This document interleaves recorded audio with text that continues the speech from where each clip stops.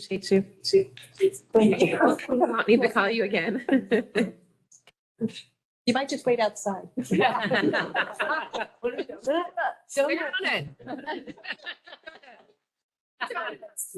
That's good enough.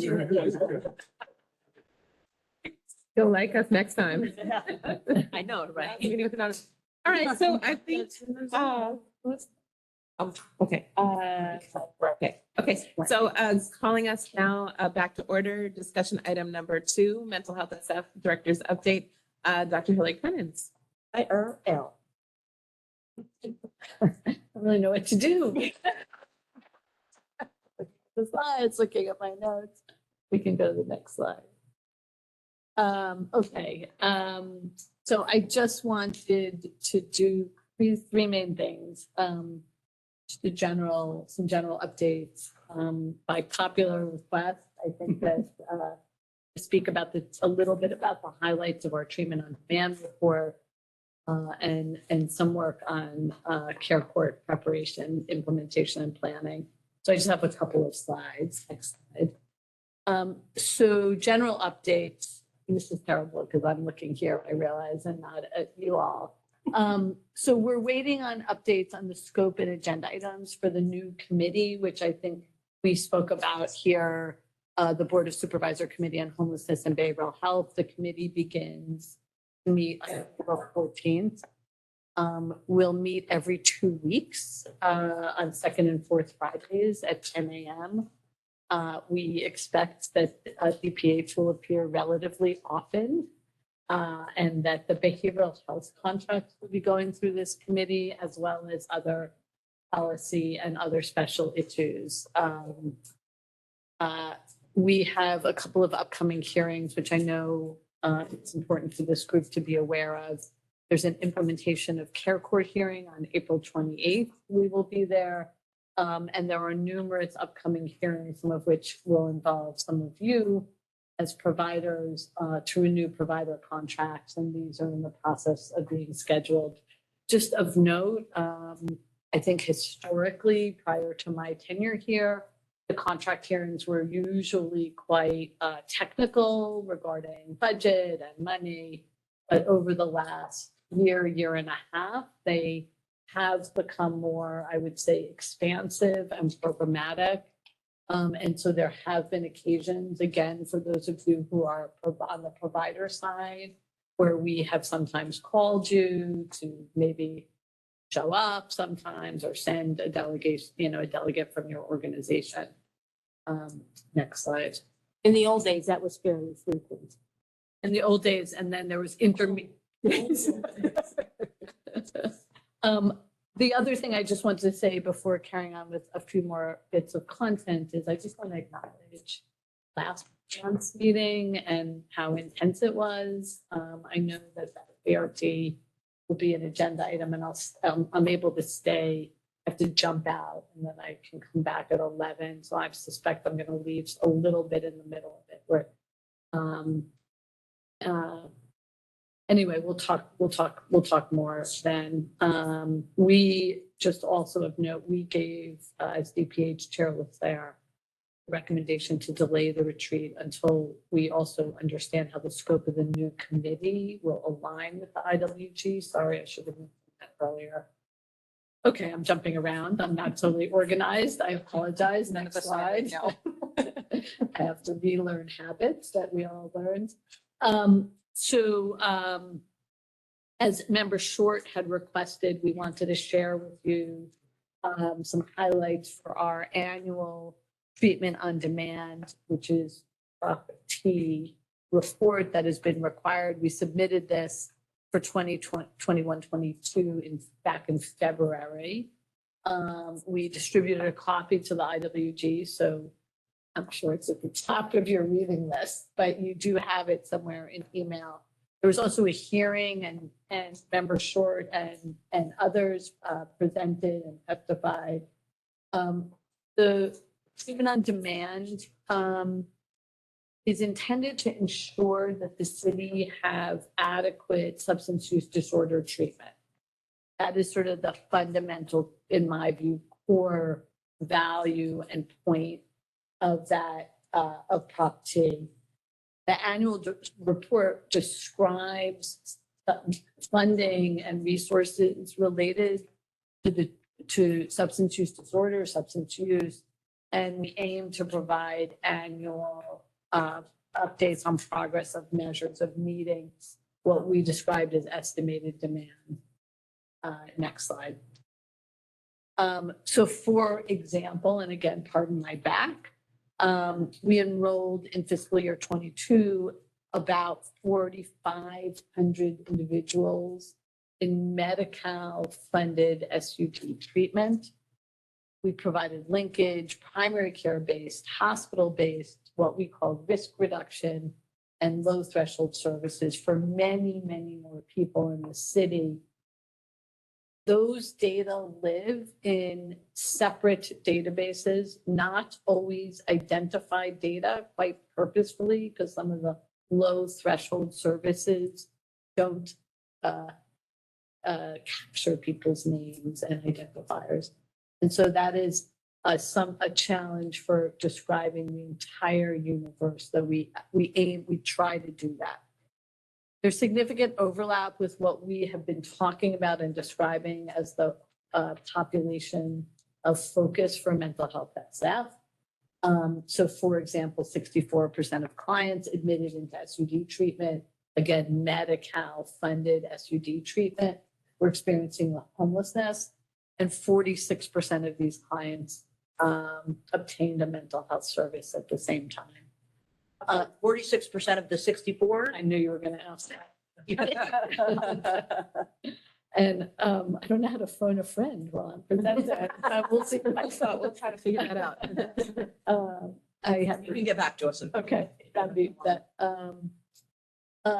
Mental health SF was key to program and service expansion in fiscal year 2022. Under mental health SF, we opened, as you all know, a drug sobering center and more than 160 new residential care and treatment beds in 2022. We conducted advanced planning for the mental health service center. We launched centralized care coordination and expanded case management and navigation services. So we see all of those as critical to supporting the care in San Francisco of people with substance use. We also expanded access to naloxone, an intervention called contingency management, which is thought to be the most effective treatment or intervention to help people improve their health who use methamphetamine. We also expanded alcohol and opioid treatment, as we mentioned, extending hours of operations at many programs. And as you all know, because I presented it, the overdose prevention plan. Next slide.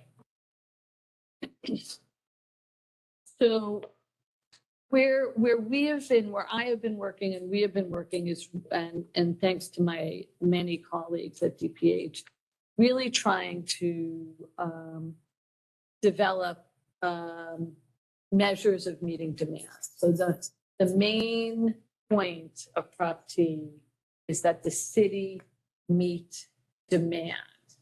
And so initially, back when Prop T was passed, Medi-Cal did not fund SUD treatment. The county paid using local tax dollars for SUD treatment. And there are still gaps in what Medi-Cal will pay for. And so the city funds a great number of services, but so that's one sort of fact that's really important to know. The other fact is, as we've been discussing, one walks around San Francisco, and obviously there are many, many people in need of help and have not controlled substance use that's causing them to experience everything from overdose, as we've been talking about, to disruptions in their health and social lives. And so when you think about demand for treatment, one often thinks about people showing up and saying, please help me, I need care. But we are really trying to get to a place where we are understanding demand or need much more broadly, but that has proven hard to measure, frankly, for a number of reasons. It's hard to measure in the field, like in my field of addiction. And it's hard to measure because of gaps we have both staffing wise and sort of data wise locally. So this is our lens onto this with more to come next year. So 39% of San Francisco Health Network patients with a substance use disorder diagnosis. So that means people who received care anywhere in the San Francisco Health Network, the hospital, primary care clinic, behavioral health clinic, either SUD or mental health clinic. Of those, 39% received an SUD treatment service through behavioral health. This is, I just want to say, fantastic. Because nationally, we know that only 10% of people with a substance use disorder diagnosis get a treatment service. So as a system of care, we are identifying people and offering them some sort of service. We also know that our services are overall in high use. Our average, what we call occupancy rate, is about 91% in residential treatment and 94% in residential step down, reminding all of us that residential step down is sort of transitional housing for people coming out of residential treatment, where they can stay, receive concomitant outpatient treatment, further stabilize. In other parts of the state and country, this is called recovery housing or recovery transitional housing.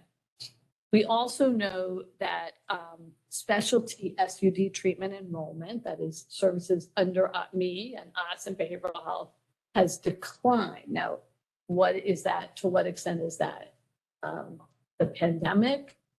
To what extent that's staffing? To what extent is that us opening up other avenues for treatment? And that is particularly in primary care-based or in harm reduction-based treatment. So for example, we know citywide prescriptions for buprenorphine, which is one of the very effective treatments for opioid addiction, has continued to go up over the last 3 or 4 years. And that is a good pointer for us getting more people into care. The other data, a couple more data points, is the measure of wait times for various types of SUD treatment has improved from this report compared to the one prior. So 81% of clients entered residential treatment through our withdrawal management service within a day. So meaning you complete your withdrawal management and we get you right into residential. That has happened through a lot of diligent work with our teams, with our provider partners, and with really trying to expedite all and eliminate where we can all the bureaucratic hurdles. For folks coming directly from community, the median time for admission to residential treatment was 4 days. And I really want to, there are stories where I hear otherwise, but our data say 4 days. And I'll comment on that in a second. And the median time to admission to an opioid treatment program, aka methadone maintenance program, was less than 1 day. Now, I, like probably many of you, get phone calls and emails about problems where somebody didn't get in that time frame, that something didn't go well. I want to hear, staff want to hear about all the problems so that we can understand whether they are, something went wrong for this individual for whatever complicated reasons that is very particular to the individual, or is it something systematic that we need to tackle and fix? And so we are very welcoming and of course disappointed by every time that doesn't work, but we want to be able to fix it. Another major predictor of how people do in treatment, as you all know, is retention in care. We know that retention for 6 months or longer portends better health outcomes. We know that average retention in our Medi-Cal related services is 143 days. A lot of that is driven by our methadone or opioid treatment programs. And And then we also are responsible to the state to survey clients as they leave treatment. And according to those data, 69% of our clients enrolled in outpatient treatment either maintained abstinence or showed a reduction of alcohol or other drug use. So that is a very good outcome. Now, what we often hear, and you all hear this too, is that, well, why do we have I can tell none of this is working because look what we have all around us, or what are we not doing well? And we have many areas for improvement. But I think the thing that I always think about and say is the people doing well who are in recovery are invisible to all of us, right? With so much stigma and so much prejudice around people who use drugs and people with addiction, there are many people among us who are walking around and who don't sort of say, hey, I went to treatment and here I am and doing my thing, going to work, having hanging out with my family, my friends. And so that is the problem. The people who are not doing as well and who continue to need support and interventions are visible, and the people doing well are often invisible. And so for all of us, reminding ourselves to carry that message doesn't mean we have more to do. I'm not at all saying we don't have a lot more to do, but hold on to that.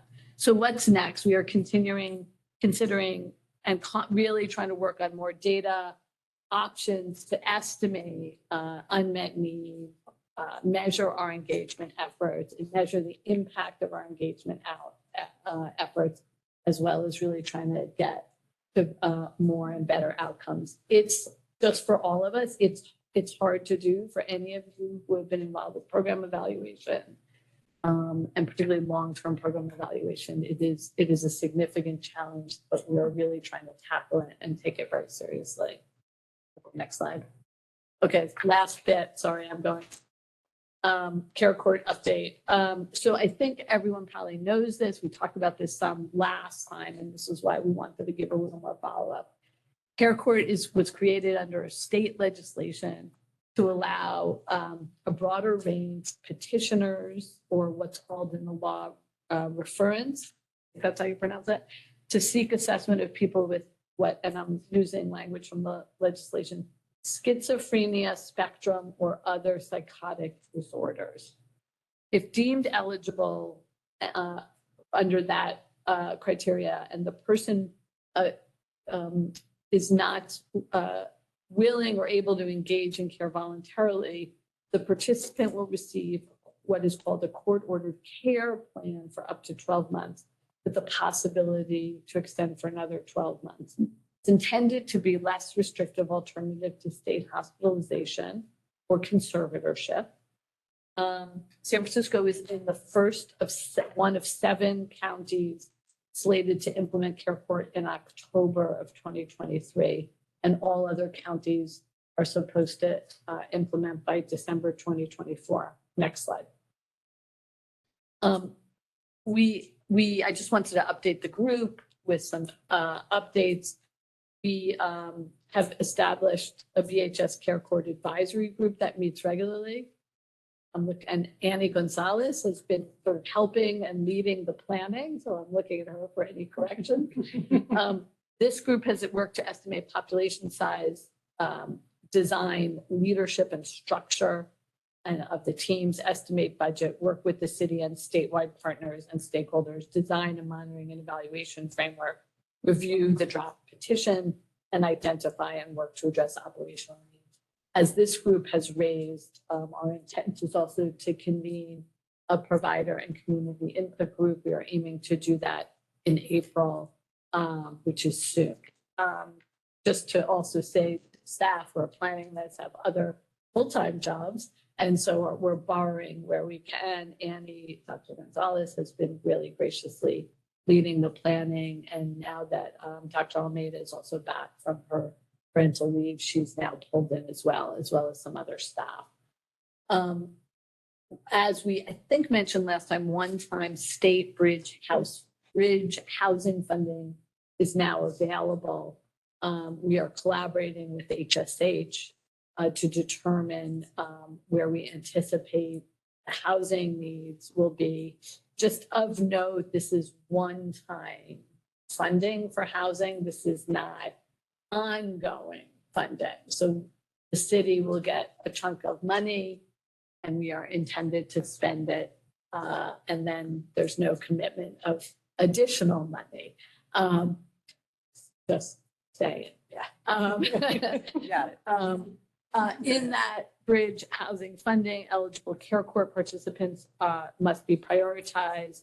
We are submitting a plan for the first kind of swath of that money by the end of this month. There will be 2 more buckets of money released in the coming, I don't know, 6 or so months. And those will be competitive and the city will have to apply for those. Next slide. So where does care court intersect with, where do we see care court intersecting with mental health SF? So first and foremost, the MHSF priority population, that is people experiencing homelessness and with a serious mental health or substance use diagnosis, are central to the care court program. But the care court population is narrower and not limited to persons experiencing homelessness. It is intended for adults with severe mental illness. And as I said before, a diagnosis of schizophrenia, spectrum, or other psychotic disorders. So not everybody. Just to be clear, it says SUD, and I thought the legislation said that. And it sounds like it doesn't. I'm sorry. I think this is, you're going right to the heart of the matter, which is our understanding is that somebody with just SUD, and if they have sort of say an intermittent psychosis symptoms or experience that clears when the substance clears, they are not eligible. Is this? Yeah, that's our understanding, yeah. Although it's not really clear. The legislation. It's not clear. Yeah, okay. Yeah. Thanks. So that is a big thing to say. They are, further eligibility criteria are that they're unlikely to survive safely in the community without some sort of clinical supervision and are substantially deteriorating, or they need services and support to prevent relapse or deterioration that would likely result in grave disability or serious harm to themselves or others. Individuals potentially eligible for care court will likely often be known to programs under the Office of OCC or expanded case management. So we're expecting a lot of folks to be known. I'm looking at Member Salinas, to us collectively, and these may provide additional structures to help support the person to be retained in care. In terms of resources, we are working very hard to implement what we're calling countermeasures to reduce the wait list for intensive case management. We know this would be under our case management expansion. We are mindful that the care court may place additional demand on these and other resources. The state did not give a lot of, gave one-time startup money, but there is not presently ongoing money to continue to expand what are likely to be very much needed services. I think that's my last slide. Yes. I may have just raised more questions than answered, but I heard that's helpful. Absolutely. I know that we have some questions. I just wanted to check in on your time. Let's carry on. Okay. Is that okay? Okay. So I have Member Eisen. Click the raise our hand. Yeah. Between Jen and I think we Trace, you know what? Actually, let's do what we do. And we used to do an SF hip. Let's just do this. Oh. Can someone help Jamil with a tent? Yeah. So,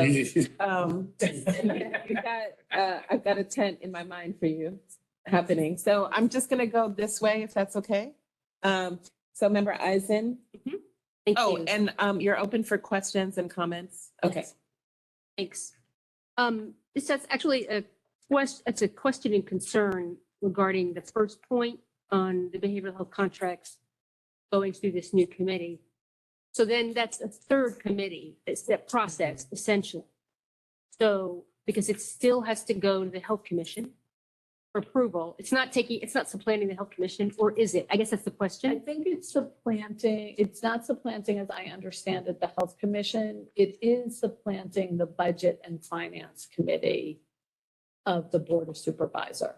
So it's, and then, so we'll go to the whole board, so it's swapping Board of Supervisor. Okay, because my concern was the contracts are, as you know, they take forever anyway to get through the process. So does It's this, not adding a committee. yeah, so it's not adding a committee. And I imagine this committee, given that it has housing and behavioral health contracts, it'll start off slow and then very quickly it'll be like doing nothing but contracts. So, okay. I think that just comment is that the data is underreported on the number of clients receiving mental health services while in SUD. Because in SUD treatment, often they're getting mental health services. It's just not just specialty mental health. So it's right. So because now mental health clinicians are part of the drug Medi-Cal team. In theory, it shouldn't be that way. We should be referring them out if they're eligible for specialty mental health. But given the short length of time, often that just doesn't happen. So it's probably a much greater percentage of people with co-occurring mental illness in the SUD system. A great point. When Dr. Ngozi Bland did that study on like what was future capacity needs in San Francisco, he used the threshold of 75. If a service component was at 75% over a period of time that, or greater than 75%, then it was likely that there needed to be future planning for capacity expansions. And so currently, and I don't know where you pulled that number out. I don't know what that came from. I don't recall. But currently at 90%, the question is, like, how do you determine what it and you'll probably never be above 90% because there's client churn. So it's difficult to be at 110%, especially on a residential, in any residential program, because you can never have more people than you have actual slots. So it's a general question. You don't have to actually, it's not an answer, but it's a question of how do you determine what that number is? You know, and we're sort of wrestling with this, I think, in our revised or getting revised bed optimization study. And that's exactly right. So another piece of the Ngozi Bland report is also, I'm trying to find a different word than throughput, but what is the word? That's not that. But meaning if you have more residential step down, which, you know, we are expanding, then some of the discharge, so sort of patient flow is, I think, probably the word I'm looking for, client flow, can happen more easily. I had remembered, and I'll check, is 85%. Okay, it might be. It might have been. You're right. It's 85. Sorry. And we're above that in occupancy rate in treatment. And we know in residential step down, we had planned for significant expansion and are anticipating that. And so we may see a decrease, but I think this is like one of the things that's on deck as we wrestle with the optimization study. Okay, just two more things because I don't want to take all the question time. One is a comment. Actually, both comments. One is obviously there's going to be a disconnect between people in treatment and people using drugs because not everybody who uses drugs wants to be in treatment. So it always helps saying that and that they still need like housing and services and supports. And risk reduction and lots of things to do to help people promote their health. Totally. And then the final comment is, I think I just want to comment on like when something works. Nice to say that. So the fact that San Francisco has like been pretty flexible regarding who goes into detox and other counties aren't. In other words, some counties will say you can't go into detox if you have a stimulant use disorder because it's not a medically required to be medically supervised. That is true in other counties. And so San Francisco has said, well, everybody needs kind of extra attention, supervision. Typically, people who are coming in off the street would qualify for detox because they need an additional level of monitoring and attention and supervision, which you get in detox. That has allowed us to really rapidly move people into treatment. It's that ability to do that that has made a huge difference. And we see the difference in counties that don't do that, that will restrict detox to people who strictly need for alcohol supervised, alcohol, benzo, opioid supervised medical detox. Because you're then narrowing the pool of people who actually can access this incredibly low barrier urgent service. And so that makes a huge difference. Yeah, and I think that's worth just a sort of comment specifically. Thanks for that, Member Eisen. And I appreciate hearing when something's working very much. Thank you. I think in my sort of journey in this field, we've really tried to not encourage people to not see detox, or as we've been trying to call it, withdrawal management, as a treatment. It's a stabilizing intervention that has no association with improved health outcomes when it stands alone and it is not followed by something more longitudinal. And that our need to sort of set up a system that has withdrawal management as the front door is in my view is a problem of how bureaucratic it is to get into longer term treatment, not that it's what is needed as a front door. So we have made, and I appreciate hearing that, because we want to get people into care as quickly, someone raises their hand, we want to get them into care. That is a major principle, but it is not, and I think your point is well taken. There are some substances that need medical management, in particular alcohol, very dangerous to withdraw from alcohol, can be dangerous to withdraw from benzodiazepines, can be dangerous, but less so from opioids, though extraordinarily uncomfortable, bad withdrawal symptoms. And those things all have medications and a medical intervention, whereas other kinds of substances, stimulants in particular, it's supportive, monitored and setting. But we in San Francisco, we have made these policy decisions in order to try to use it as a front door to get people into care. And I encourage all of you and us to not misrepresent detox as treatment and misrepresent that everybody needs detox for medical reasons, just for people sort of consciousness. Agreed. It shouldn't be a barrier to care, meaning it shouldn't be like you don't have a detox bed, so you can't go into treatment. Exactly. Yeah. Yeah, and we have a number of hands up. Okay, I'm gonna, it's so much fun to be in person. I just wanted to do a process check where, and I know that we had some technology problems, but we're 15 minutes over now our time allotment for this, and we can stay on this. Should we do a couple more questions and I'll be less long-winded? Yeah. Ma'am, let's try to get at least one question from everyone that is, Member Wong? And thank you so much for the statistics. I mean, it's just overwhelming. And I am just kind of like also remembering some of the statistics that I was looking at.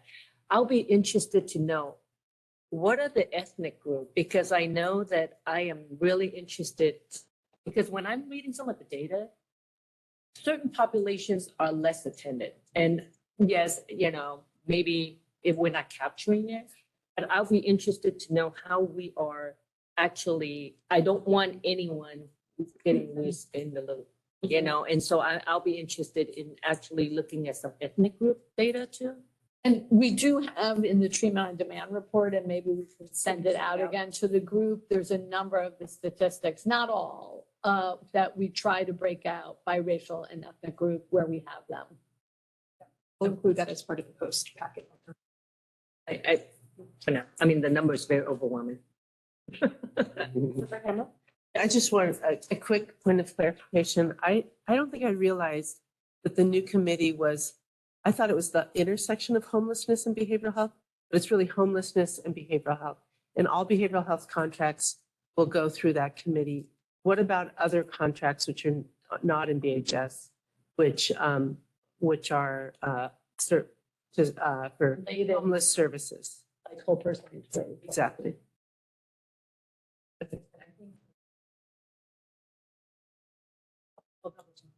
That all homelessness and all behavioral health interest. Okay. For Patterson? Oh, yeah. Vice Chair Patterson? I'd like to thank you for your report. I can tell that you've been listening. I like how we're starting to define substance abuse and homelessness as part of mental health. So I think mental health kind of intersections into that field. Then also, I like meeting demand, but I also think demand needs equal impact as well. And then I think a good way to, like it's hard to really tell impact, but a good way to segue people to that is I think you need a ladder created. So I like how you mentioned all the different institutions that deal with substance abuse. So like if people that work there have a basic skeleton or a ladder to where they can send a client through the pipeline, just like with detox. Detox is just a certain part of the ladder. You know, so I think that can guide people to the change. And I think it's ladders and wait lists. You know, but some things, you know, it's kind of out of your power because it deals with a lot of the institutions. But like when a client goes somewhere, they either need to know wait list or ladder direction. Mhm. Let me see. And I think that's about it as far as what I have to say. Thanks. And this idea of a ladder or sort of Halfway. pathway, how to measure that is something I'll bring back to the team. I think we have some It will, ways to do that, though I didn't. And we'll give that some thought. like how somebody can go from being homeless and on drugs to sheltered, then housed and employed. Now they're contributing back to society.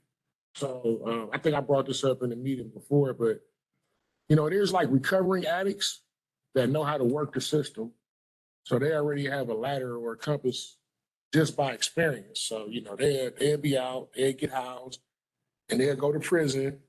Then they get out of prison, they know which shelter to go, right where to go, right? And then they work this, all of a sudden they're housed again, right? So I think a counselor should have that knowledge that that addict has on working the system, you know?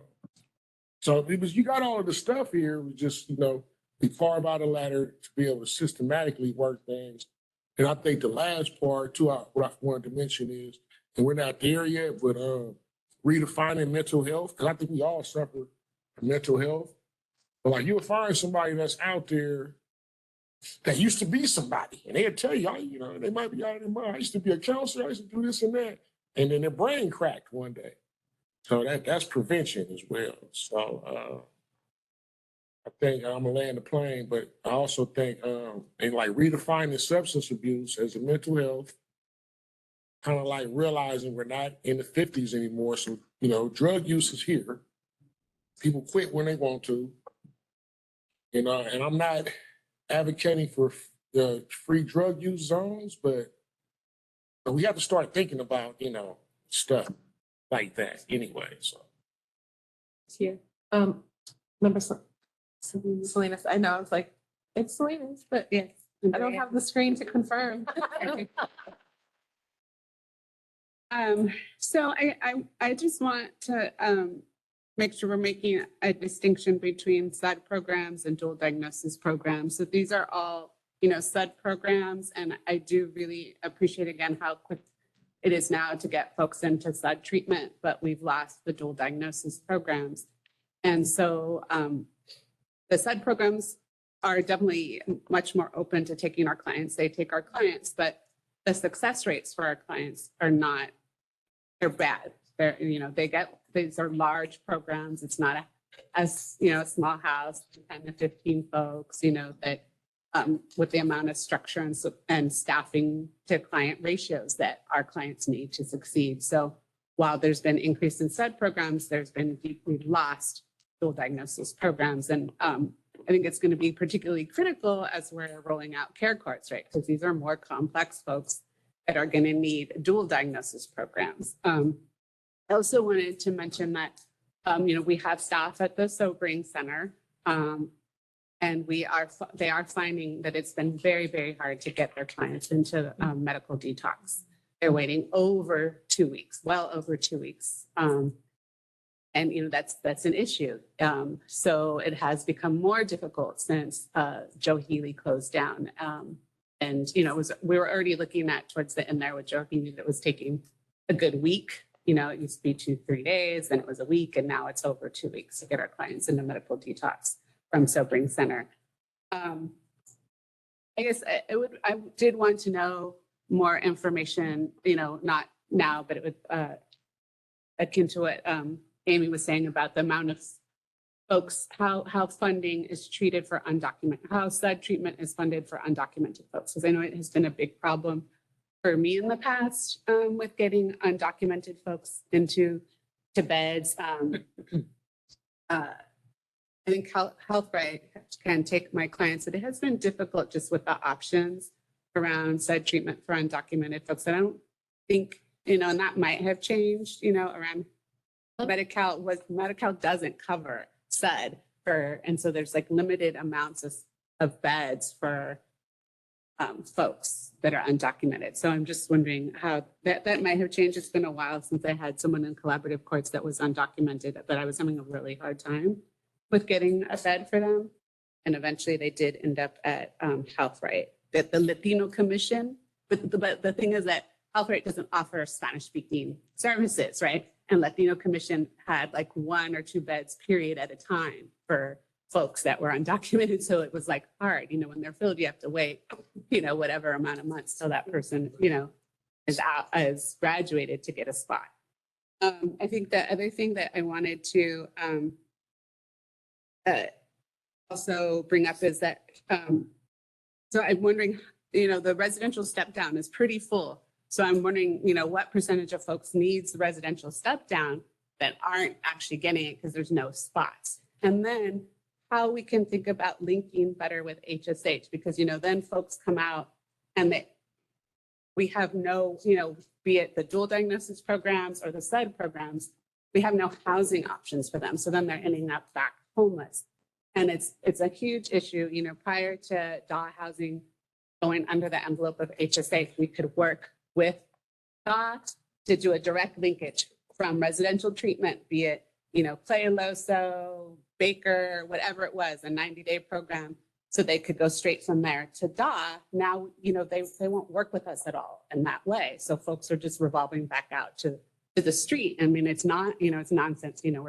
It's great that we're funding all this treatment, but if then folks are going to go right back out to shelter, it's a moot point. And so just thinking about how we can push HSH to coordinate with us so that we have system flow. We have no flow. People are doing, and it's also de-incentivizes in many ways for folks remaining, abstinent. If you're, how are you going to do that when you're in shelter? So I was just wondering if, for the 69% of clients enrolled in outpatient treatment that maintain abstinence, at what length of time were they surveyed? At a month, at 30 days, 60 days? It's like at the end of treatment, right? Oh. Because of course, imagine you serve a client and there's not capacity to go find them in 6 months, unfortunately. Really a treatment completion. I think that's. What you said was very chunky, and I know we're tight on time. And I just wanted to just say a couple of things. You'll hear from Dr. Pating later, but part of the MHSF new bed and facility plan is to open 70 more residential step down, which is in progress. So that is some clear good news. We have not lost dual diagnosis beds except for some funding issues and some what are temporary closures. So they haven't. So Joe Ruffin's coming back, Grove Street's Or coming back. equivalent numbers of services. Our intent is also, and this has been a challenge of the new beds, is to open more that's still on deck. And so I don't want to let go for awareness that is coming. Maybe we can follow up offline about the wait times to Yeah. get into. The nice thing about meeting in person is that we should talk.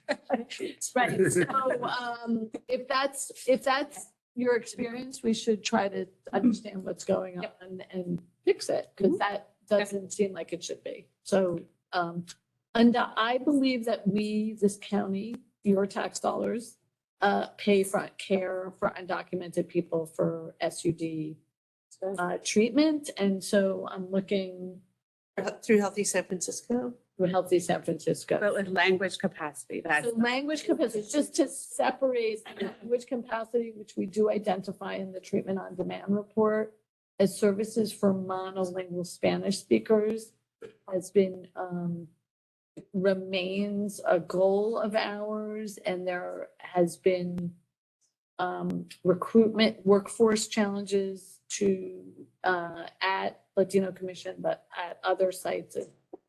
We know that that continues to be a challenge, and we're working on a variety of different strategies, but we are aware of that, and thanks for raising that. I imagine it's probably true also for Cantonese and Mandarin speakers, but I was gonna say. Yes, yes, it is not by only means Spanish. So that, you're complete on that part. I just wanted. I know we have to move on. Okay, so Dr. Kunitz, I'm wondering if I can just offer a couple quick things and then have us move forward. Welcoming member McGuigan, great to see you in person. Yeah, I apologize. You are totally welcome. Glad that you got here safely. Yes. We'll give you a moment to get a tent, to raise your hand and to get a donut and to welcome you in person. So, Dr. Kunitz, thank you so much. I just had a couple of quick things. Will there be appropriations at the state level for the care court piece? Since it's one time only, I would strongly encourage that to happen. If not, will there be additional resources given to naloxone? As I know, there's still shortages, and there still seems as has been mentioned already, a massive racial inequity in the data. Unfortunately, as I know, I sent you the article, and I think I sent it to a few other folks, is that there's still the overdoses have risen since the closure of our sites. So I am in morbid heartbreak over this. This doesn't need to be happening. And I wanted to know what the city is planning to do with that. And then the data, so you mentioned the data gaps, and you mentioned that what's next is considering data options for new estimates of unmet needs and engagement efforts and expanded outcome measures. What is the plan, or could you tell us the plan next time for that? And how are you going to address the data gaps, or what's in your mind around that, and can we support you? Thanks. Back to the top. Naloxone, we are in the process of identifying the resources for naloxone. We want to get out more naloxone, given rising numbers. We have been giving out more. If we look at our naloxone distribution curve for the city, it has gone up tremendously over the last 2 years and needs to continue to go up. Some of you know and joined, there was a delegation reported in the media that led by Supervisor Ronan. A number of us went to visit the safe consumption sites in New York. Member Eisen was there, her staff, representatives from San Francisco AIDS Foundation, representatives from an organization called Gubbio.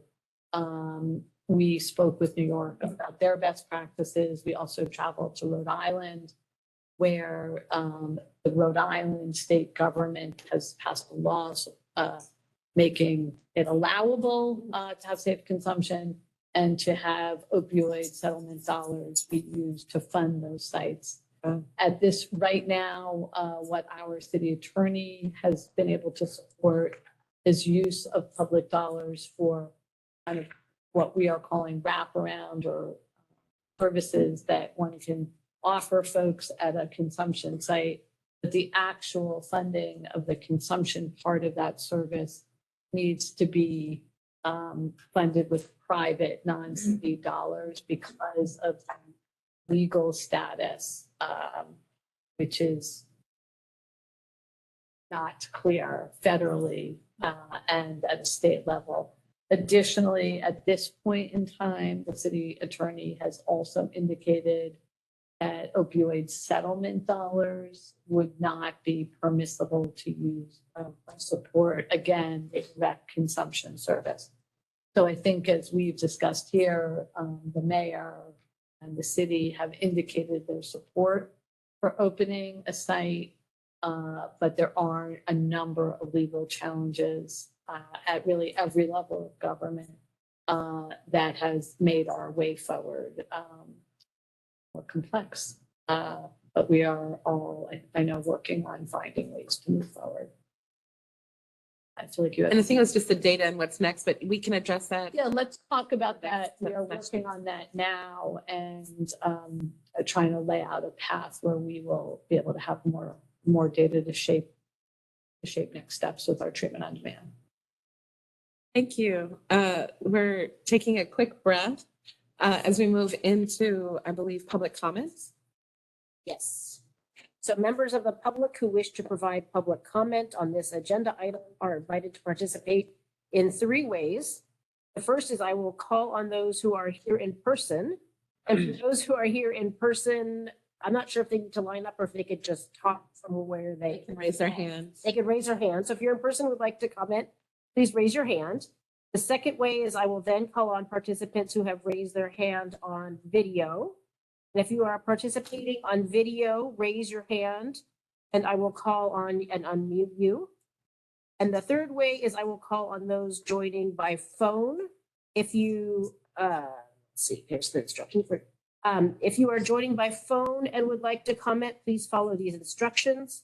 Call 415-655-0001 and then enter access code. And this is different than what is on the slide. So the access code is 24840597474.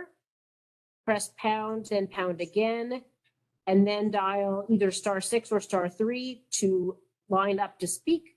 The system will prompt you to indicate that you have raised your hand. Please wait until the system indicates that you have unmuted, and then you can begin your comment. Diana, Yep. I think that the number is different now.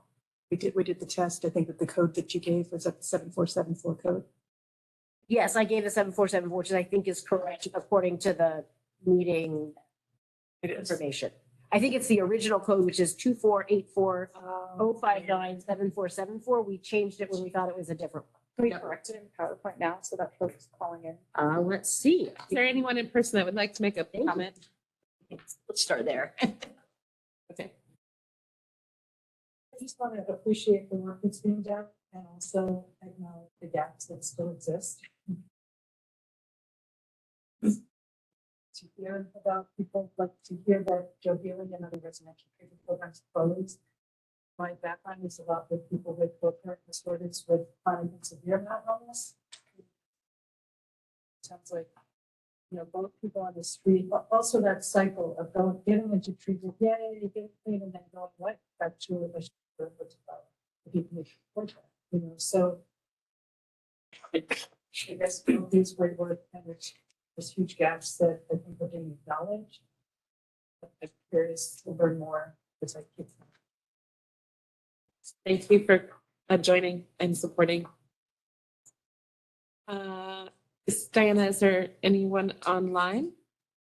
See if there's, and I'm not sure how to go back and share, so I can share this new number. So how do I get back?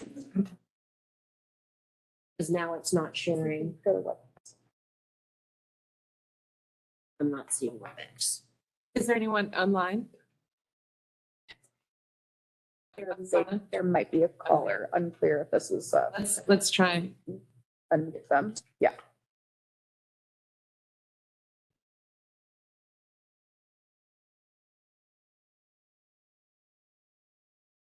We are attempting to unmute them. You do it, Barry. Because I'm not.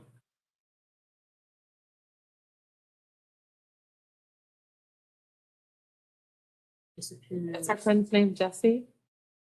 We need Jesse. It's a phone number, so we can't tell. Let's see. They need to press star or pound something or star something. They have their hand raised. We're just not able Yes. to unmute them. Let's see. So I see where they are. So that's them right there.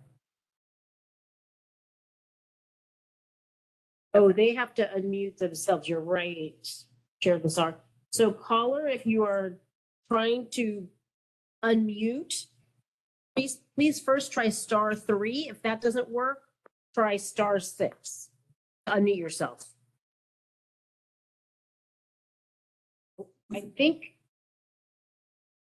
their hand went down, so They're back on now. So if there's no one there, should we proceed?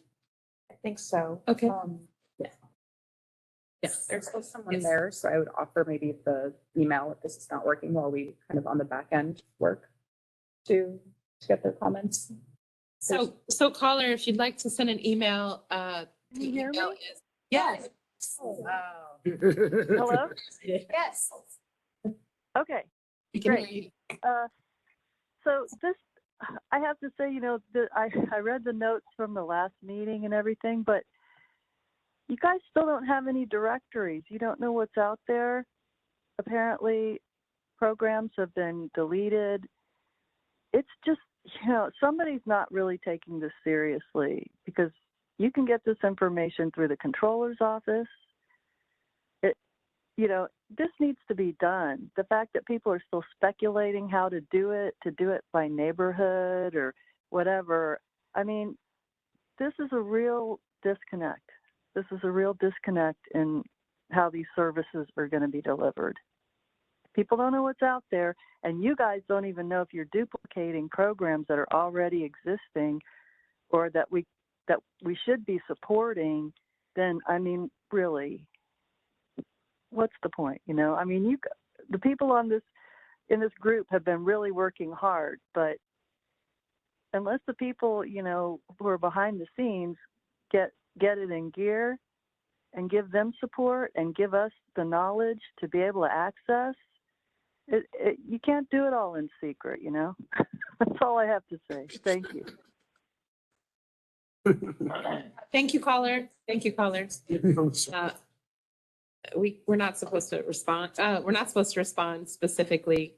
We will make sure that any directories, et cetera, that are available will be on the Yeah, they're all on the website. On the website. Yes. Find us on the website.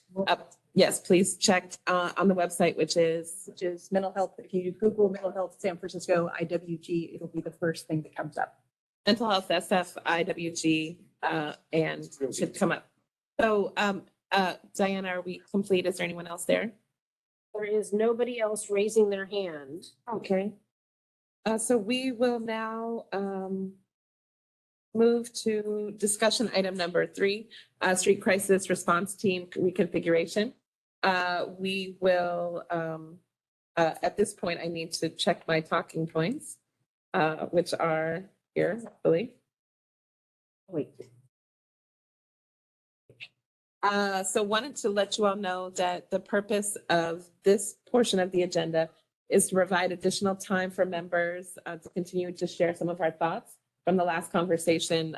As Dr. Cunnins spoke to, it was a little more intense than our regular meetings. And we want to be able to continue the conversation about the reconfiguration of SCRT for the public record. Some folks have also reached out since the last meeting. Member Lipton specifically wants to discuss a motion that VPH notify the IWG before implementing any proposed material change to a program or service that is within the scope of mental health SF. Dr. Cunnins, I know you wanted to also add some framing to this. Yeah, I just, again, wanted to acknowledge really much better in person, but the online, hard conversation and a lot of emotion behind it that we had last time. So I just want to say a couple more things as we have this conversation. So our role is no longer, part of the consequence of the change is as the lead agency, but we are very much involved with our city colleagues in of the planning and how it's going and what the follow-up is. So I wanted to kind of say that explicitly, but also say to all of you, we want to make space to have these conversations and get thoughts on the public record where appropriate. I also want to really acknowledge this group, how valuable it is for me, for us to get your input, sort of real-time, retrospective, prospective feedback about the SCRT and how we move forward together. I know that our planning team is here taking notes, and we will be sure to share comments and notes with our colleagues and other city departments. I do want to just take another minute to brief you on what's been happening since the last meeting around the street care work. We had described briefly our approach to expand what we call follow-up care following the reconfiguration of SCRT. Our intended programmatic adjustment is to deploy neighborhood-based teams of clinicians and peer workers sort of as part of, as an extension of the Office of Coordinated Care. We'll be working very closely with the street crisis response teams, offering follow-up and care connections for people seen by those teams, people with recent hospitalizations, people referred by San Francisco Police Department, the community, and other folks at high risk of recurrent crisis. We intend to strengthen our abilities to do proactive and coordinated street care for people with mental health and substance use challenges in order to avert SCRT calls, to connect folks to behavioral health and physical health care, to provide street-based care where we can, to assess and conduct psychiatric holds where appropriate, refer to urgent both behavioral health and physical health care, and importantly, as you all have already raised, coordinate with HSH around shelter housing, coordinated entry assessments. Our street medicine programs and our SORT and POET teams will continue to follow up folks after overdoses and with physical health needs. Since our last meeting, we have given the team a name called Best Neighborhoods, reflecting part of the BEST team, the OCC, but these will be neighborhood-based teams. We are building capacity still. There has been a large staff turnover. Our goal ultimately is to operate 7 days a week, 7 a.m. to 6 p.m. Possible expansion into the later evening if we can manage with the staffing. We just began with a staff training, which with a launch just this after staff are being trained. One team for the moment will be working primarily Tenderloin, Soma, Mission, Castro, and Fillmore. Sorry, that's Tenderloin, Soma, and then Mission, Castro, and Fillmore. And as we build out with more staffing, we'll divide up neighborhoods further. Let me stop there. And sorry, I'm in my phone. It's No, I think I need bigger print. It's out my nose. So at this time, is this time to move into discussion? Yes. Okay. So at this time, I'm seeing placards. I'm going to go this way. Member Selena. So these best street teams, will they be able to transport if they 5150 someone or find someone that needs otherwise hospitalization? So I think you are raising the issue of transport. I just want to name that as a challenge that we need to work on. It's not figured out yet. So issues around transport has been a challenge, as we have talked about in this group. And maybe if we can bookmark that for further conversation, I would be very grateful for further input, recommendations. I see later in the agenda also we're going to be talking about 5150s, right? And the OCC case management expansion. So I think there's a lot of, sorry, I'm so sorry. Okay, no, you have great follow-ups, so. So yeah, because we're having lots of, it seems like it's very inconsistent what happens every single time we're going out now to 5150 and who will respond first and what actually happens, because frequently the person never gets transported. And so, just it's a big discussion. 5150s these days is a big discussion. And if we can, just for what would be helpful to me and to us, I think, is to try to separate those. I mean, I know we spent a lot of on 5150s in this conversation, and I know that there's more to come, and narrowly around this issue of transport, which has been somewhat vexing, that we need to figure out. so have kind of these two different side by. We went from having two teams last time to saying we're going to be just one team, but now we're back kind of at two. We're going to be, so this is really, ultimately, the goal is to have neighborhood-based teams in areas of high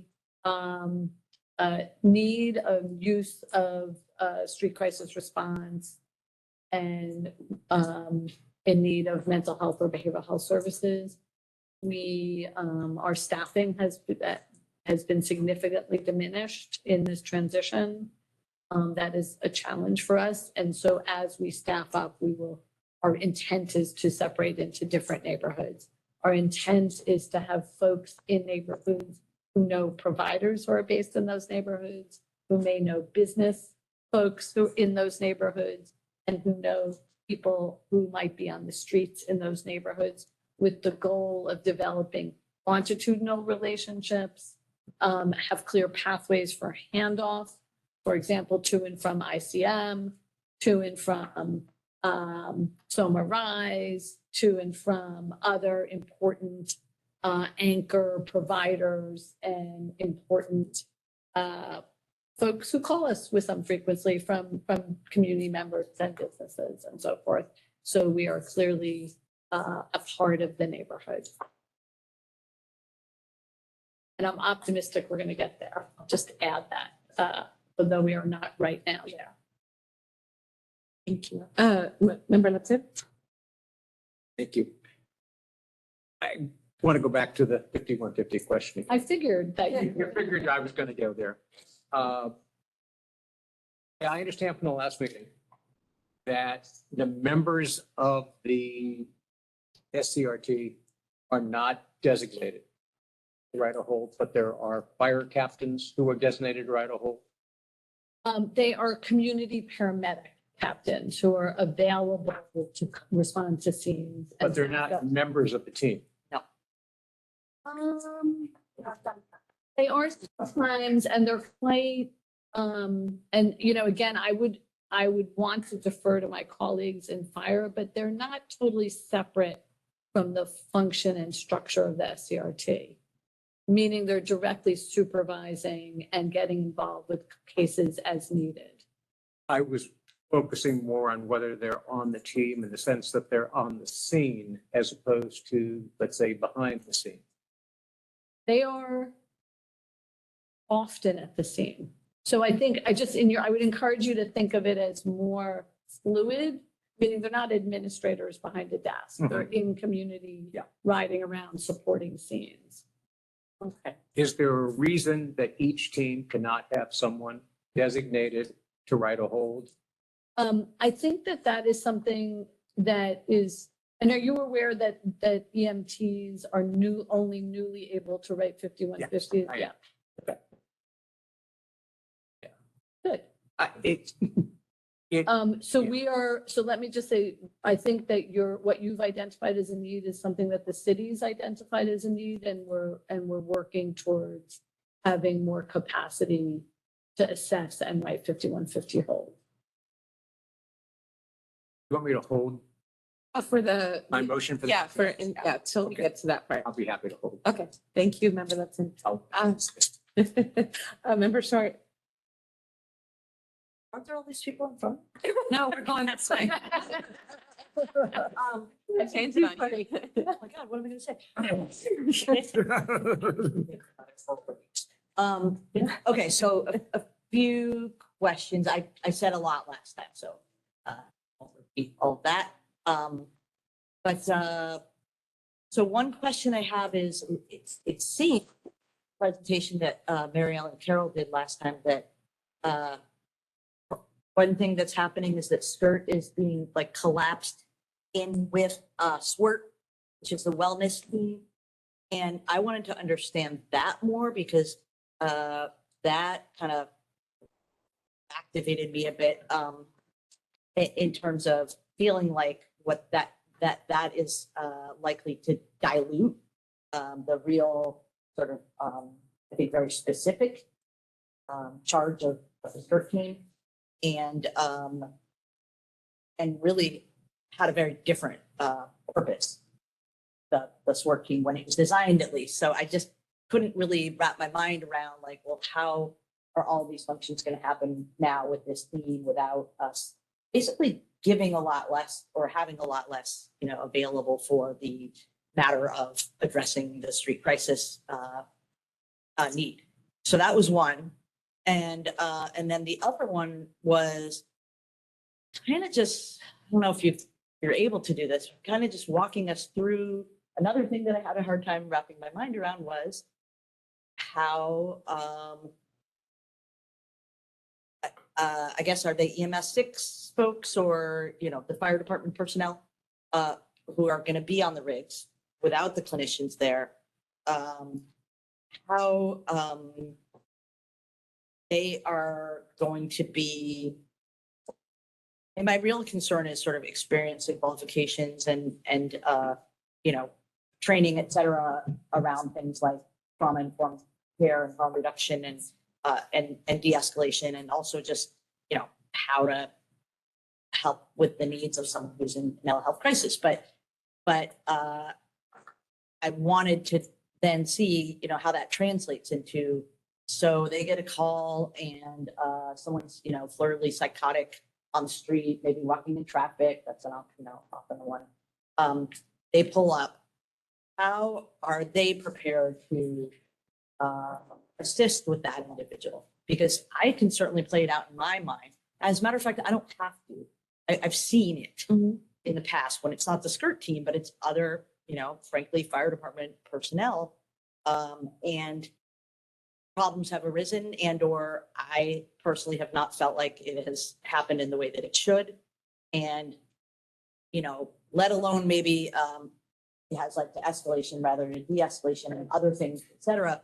But it certainly hasn't often led to where we've said, or, what we've said our goals are with SCIRT. So even if, sort of more neutral and there's not real, big, problems that happen from that interaction, I don't see,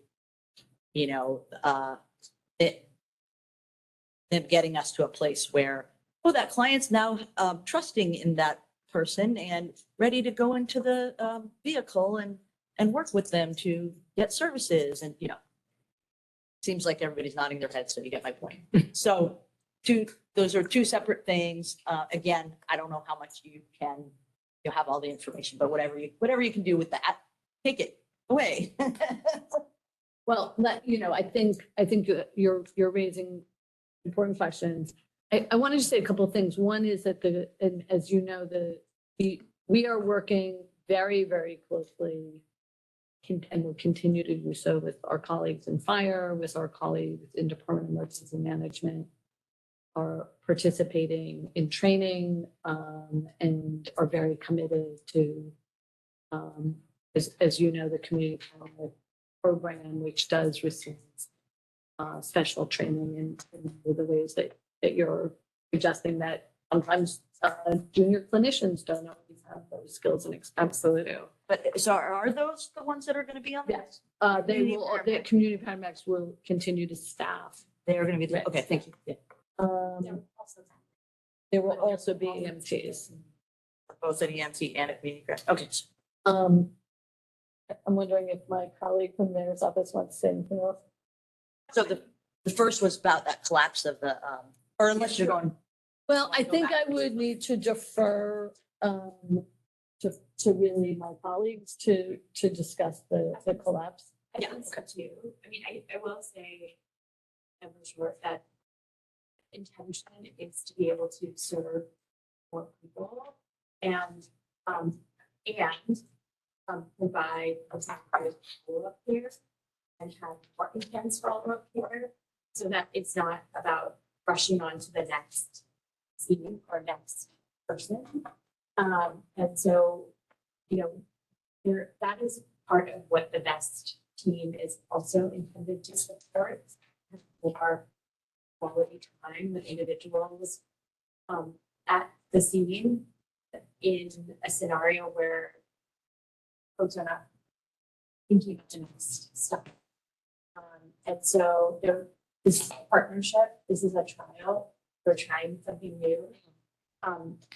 Of the operations as it is, we'll activate and then we'll learn from it and make sufficient changes so that we're adjusting. But I think behavioral health has answered us best as and some of the questions relate more to find the partner. And we can certainly, I'll make sure that those rush meetings go. so then this issue of the collapse of those two outreach teams, like you said, you're trying to serve more people. My fear when I heard that was exactly that we have less available to serve. At least the ranks right. don't change. So the number of people going around the city will remain. That's the request the city has made. That when we say collapse, it's actually not, it's not actually a collapse. It's there's the same number of breaks will be floating the same way that they always have been.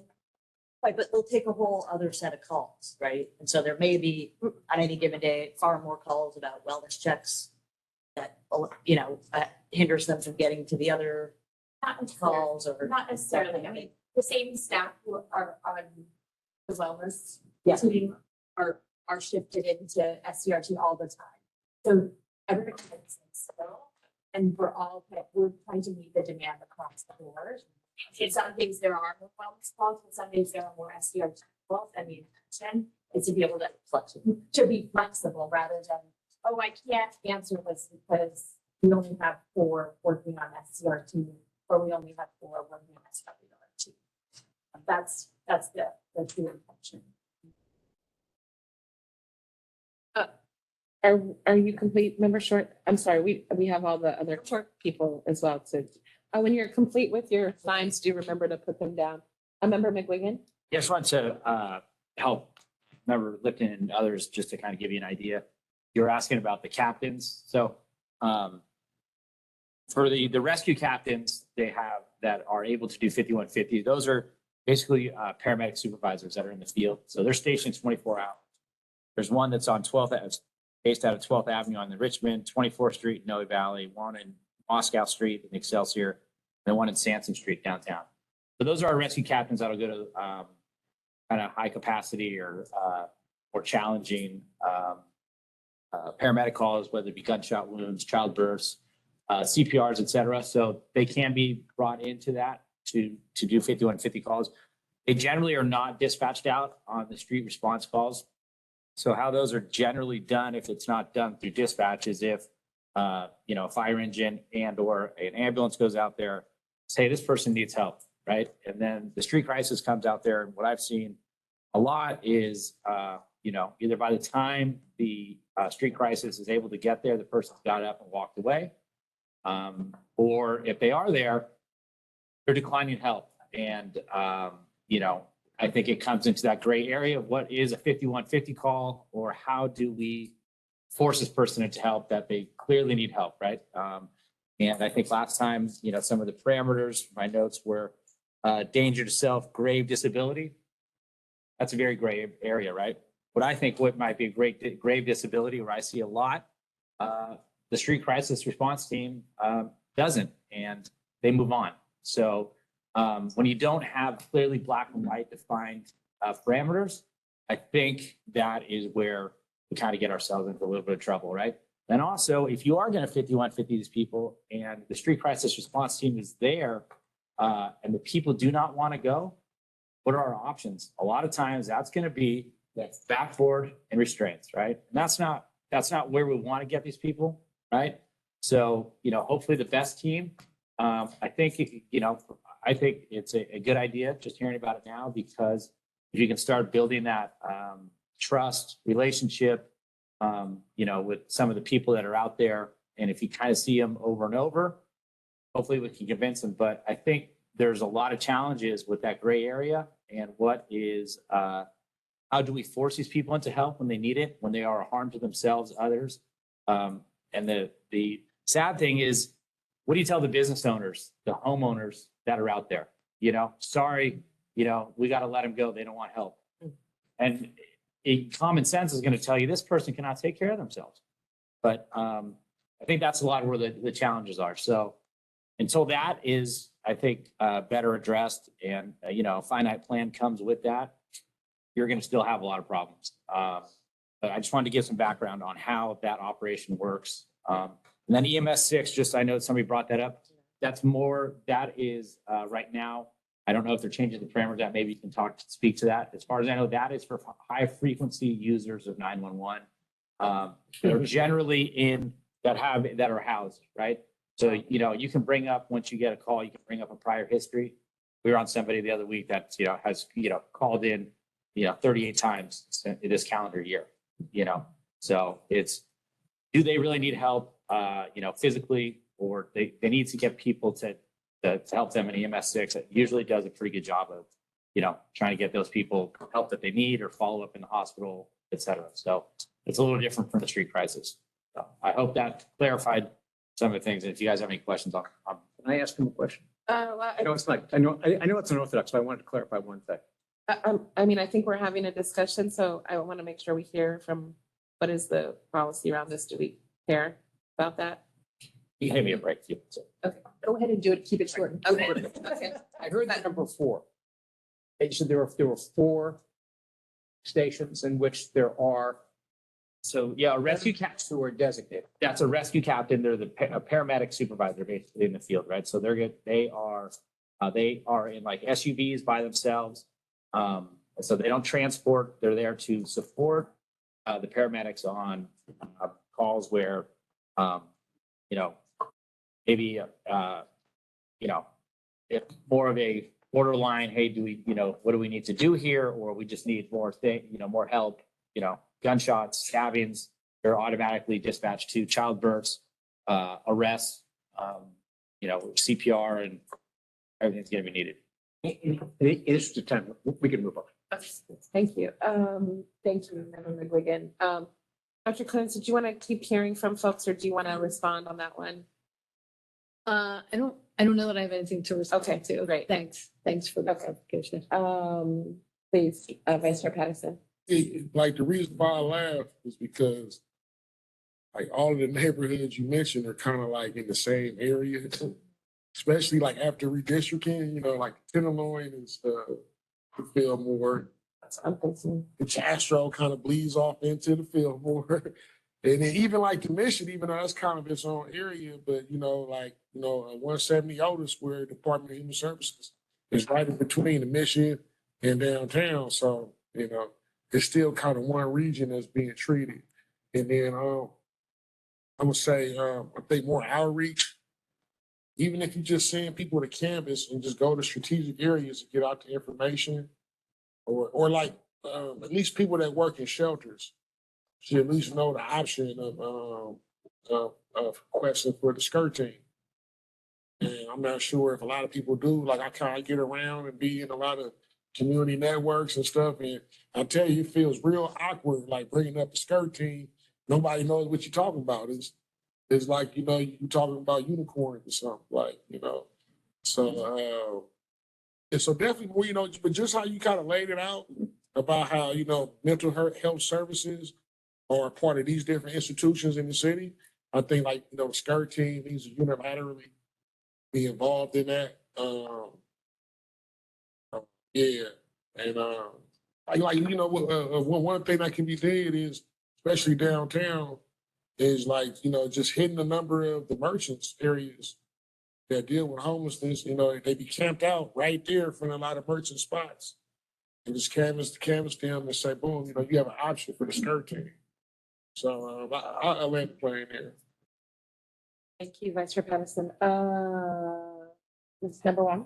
I'll make it really short because I think a lot of people have said kind of somewhat what I'm thinking, processing, but I just wanted to just summarize what I think that I've always been asking for is the mapping. And I know I was trying to look online and it was just a little confusing to find. But that's the reason why I think the mapping is so important, right? I mean, this short description, I think, you know, and I think part of it is that I keep harping back on, you know, the SCIRT team have developed, and I understand it's out of emergency. It was developed in November, or it started in November, and our team has not really started until December. So that has already segued up. So as it developed, now we're hearing, okay, it's falling apart, or, you know, this staffing issue. Then, you know, here it comes, and I remember in one of the meetings, I brought it up and said, you know, I saw this wellness truck, you know, out there. And I said, what is that all about? I didn't get an answer to that. And then, so now we're saying that the SCIRT is wiped off to the wellness. And then now we have this BEST team. And I asked about the BEST team the last few meetings ago about what's the success rate of that. How do you determine, how do you gauge success? And, you know, maybe it was, you know, in an infancy stage where, you know, not much data, but we have a lot of providers out there. And I think my hope is, how do we get these teams or get these providers connected? And so that way, there are some existing providers that may have already relationship with some of the people who are still out there or who's still revolving. You know, we hear about revolving all the time. So those people who probably was connected to some of the programs that either eliminated, you know, defunded or whatever, you know, how do we connect existing program and to what we're trying to accomplish and help these people? And what concerned me is that is, you know, the comment was, oh yeah, you know, the BEST team is out there. They're not thinking of what the next stop is. Well, I understand that the relationship developing rapport, but that's what the behavioral health clinicians, the licensed people can do. And so, you know, that's really important because that's their skill, that's their training. They're out there, you know, making relationship, developing relationship. They probably know a lot of the programs that are out there as well, that they have probably worked with the clients. So I want to stop there because I know that we have said similar stuff. That's my part of the mapping is how are we going to connect with existing programs so that we can, you know, connect the people who probably were engaged with some of these providers already. And one thing, just to remind you that the space for where the current BHS provider directory, the finding the available treatment beds and the residential treatment programs, descriptions and capacity, that's on the IWG website in the resources section. So I can send you the link after the meeting, but and remember that when Ashley presented a couple meetings ago, they're also working on updating those. So we'll get some updates as that goes on. Thanks, Lynn. Sure. Thank you, Member Isaac. So at the last meeting, it's really stuck in my, there was a lot of conversation about 5150s, and it really stuck in my head that in the presentation about the change, one of the reasons given for pulling clinicians off the rigs, one of the concrete reasons, because it wasn't concrete, there were concrete reasons for saying we need clinicians on the streets.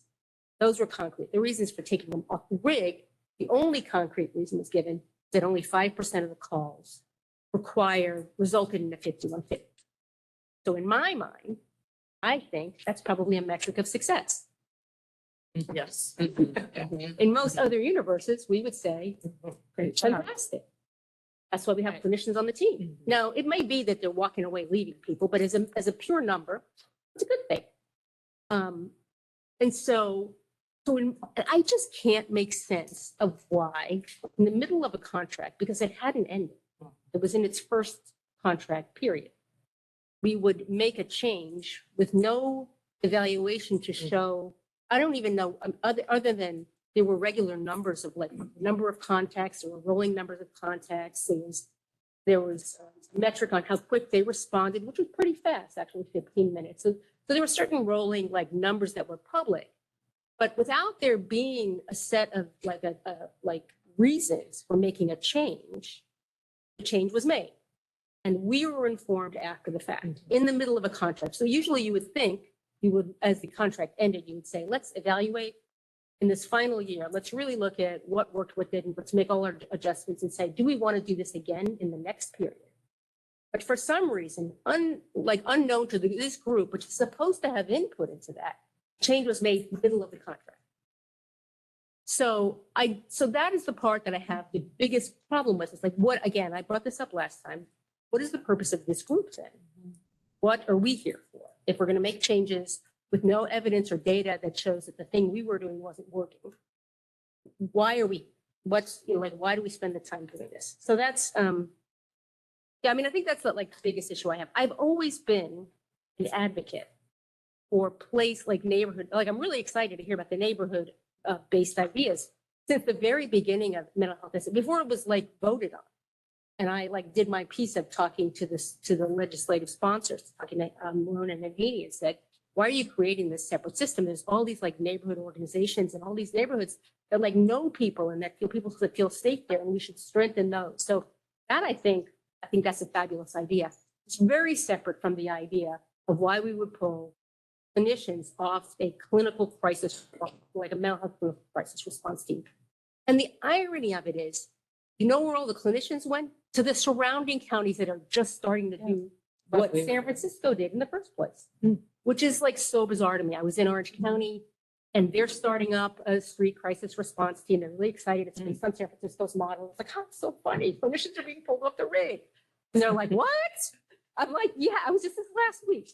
They're like, that doesn't make any sense. And the clinicians left that were working on the rigs to go do the same job. That's what they wanted to do the same job, I think in Oakland or Alameda County, and I think in San Mateo.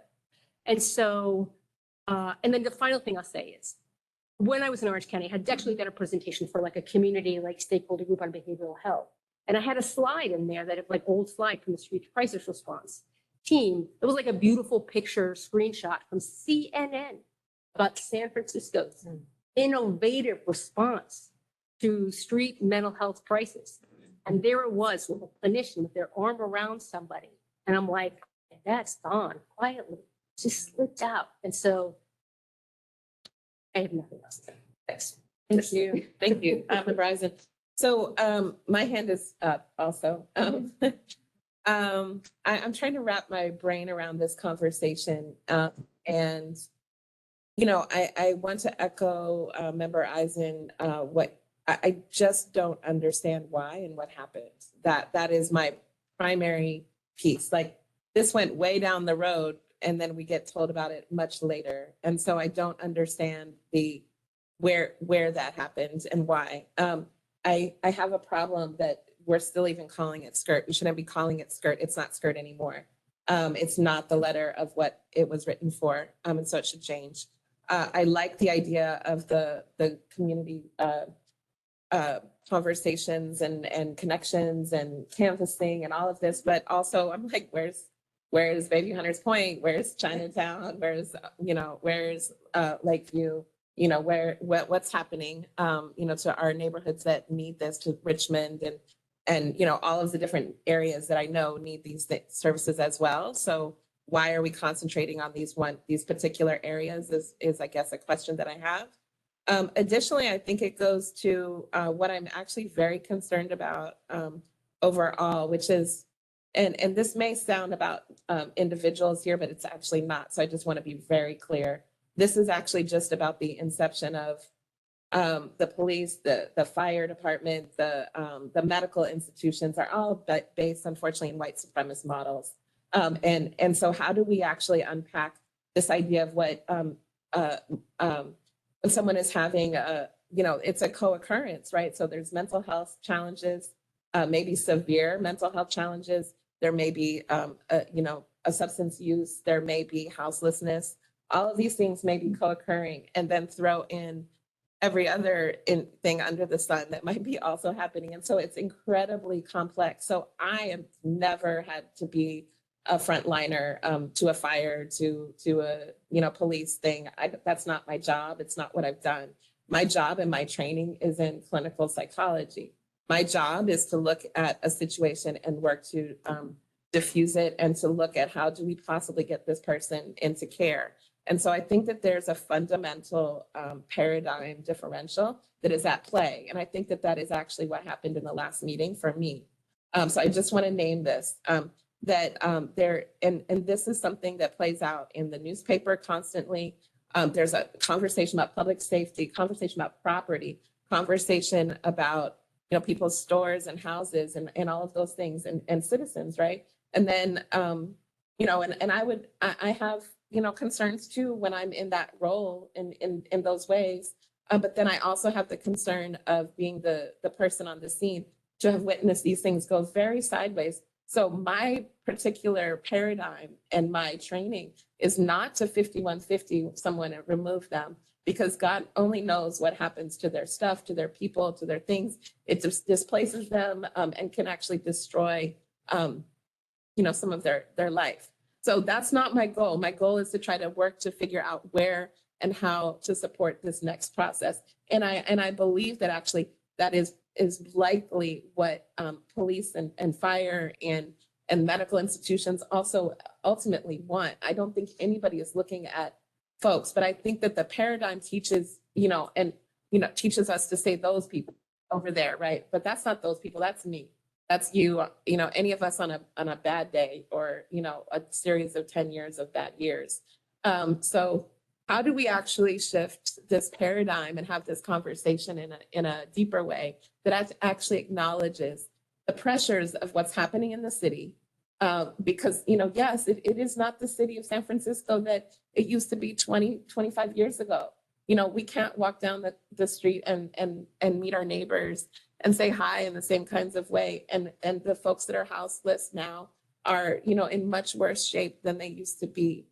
So we have a crisis. How do we address the crisis? I don't think it's 5150. For me, it's not 5150 people. And to your point, Member Eisen, that is a metric of success. So how do we actually move this thing? I don't think we should call it street crisis spurt anymore.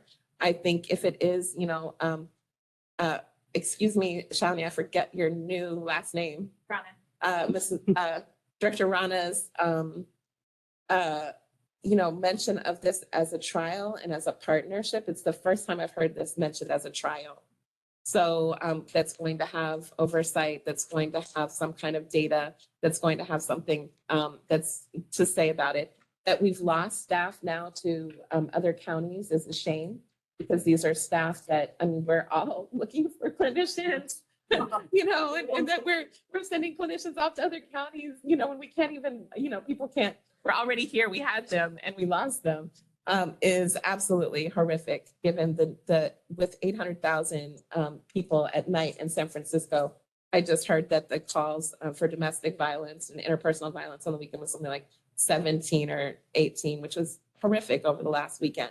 So we're something is going on in the city, and we must address it. And I don't think that making these kinds of changes and then trying to not say that we made them is the way to go. I think we have to address the paradigm shift, and that this is not a mental health, this is not mental health and wellness team any longer. So that needs to be struck from that perspective, from that. This should not be part of this team if that's going to be this particular, because it's no longer mental health SF as far as I can tell. So I just spoke for way longer than I thought I was going to. My apologies. I was very stirred up, and I just want everyone to understand that this is about the paradigms and about the differences, and also how we're trained and inculcated from as children in our class, our race, our bodies, our genders, et cetera. And that we have to unpack that and decolonize that in order to actually do the best by our community. I'm done. Can we clap? Thank you, Chair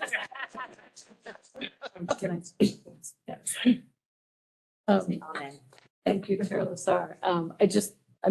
I'm gonna make really modest comments, not to the scale of your lovely words.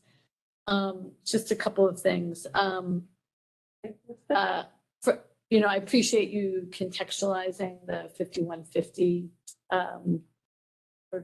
as an intervention, and I'll speak now from my experience working in one of the not in this city, but in other cities, in a medical institution where you're often left with, well, what now? How do we sort of open the door to a different path for this person who is suffering crisis?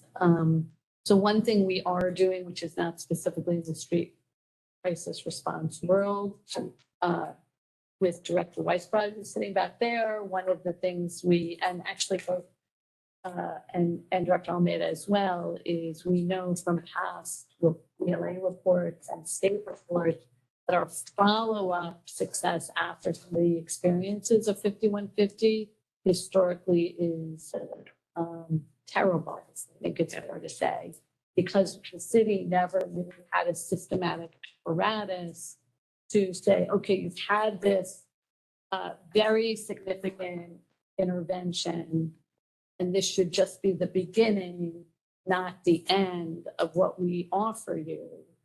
And we didn't have structures in place to make sure that happened.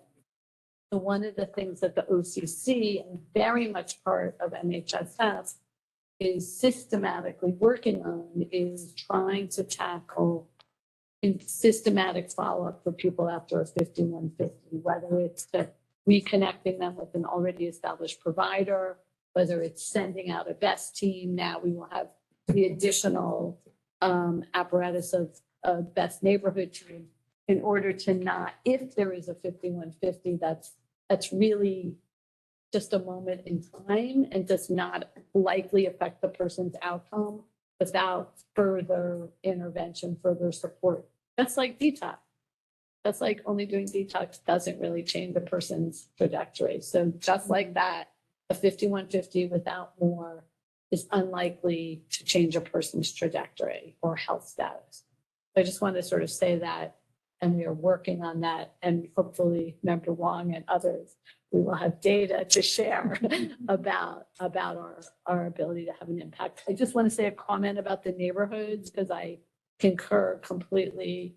I think Member Vice Chair Patterson also mentioned, we are at full capacity. We are very much focused on Bayview, Ingleside, in addition to the neighborhoods that I mentioned. And once we are more fully staffed, we will report back on, we are trying to align neighborhoods with other sensible divisions in the city, like our hot team colleagues and their districts, like our police precincts, because that's how they are organized. And we want to work with these other city entities to really coordinate. And so whether or not it is, just to also say whether the street crisis is or isn't part of MHSF, we see this vital in DPH to coordinate with all of what's happening in the city, to do handoffs and coordination so we're not losing people and we're doing follow-up. So whether or not it is, in this group's domain, we see this as part of the whole work. Thank you. So at this point, unless there's any other comment that anyone wanted to make, I think we move to your motion, Member Lipton. First of all, I wish I had the eloquence of some of my other fellow members. This is just been a very moving conversation, and thank you.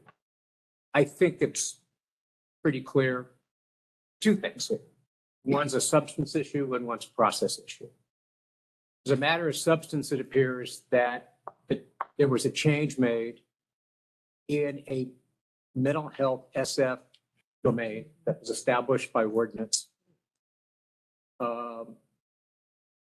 And as I think the chair said, it may be very likely we don't have that. Maybe that is no longer the domain that was established by the Board of Supervisors.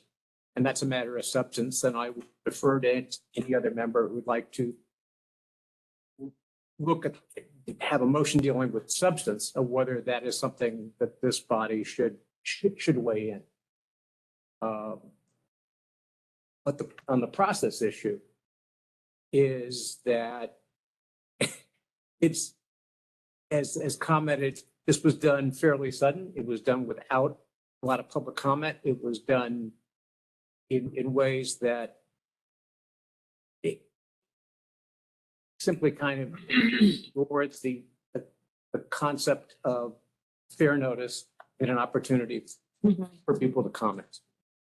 And this body has an oversight role, particularly over the domains that have been established under MHSF. And it just seems to me that once a program or a service that's part of mental health is established, our role does not end, but it's a continuing role, both in terms of evaluation as well as any changes. And that if there's going to be a change by any agency that is implementing a mental health SF domain, and they propose to make a material change, and I think there is no question in my mind what happened here is a material change, that matter be brought back to the IWG for review and comment before it's implemented.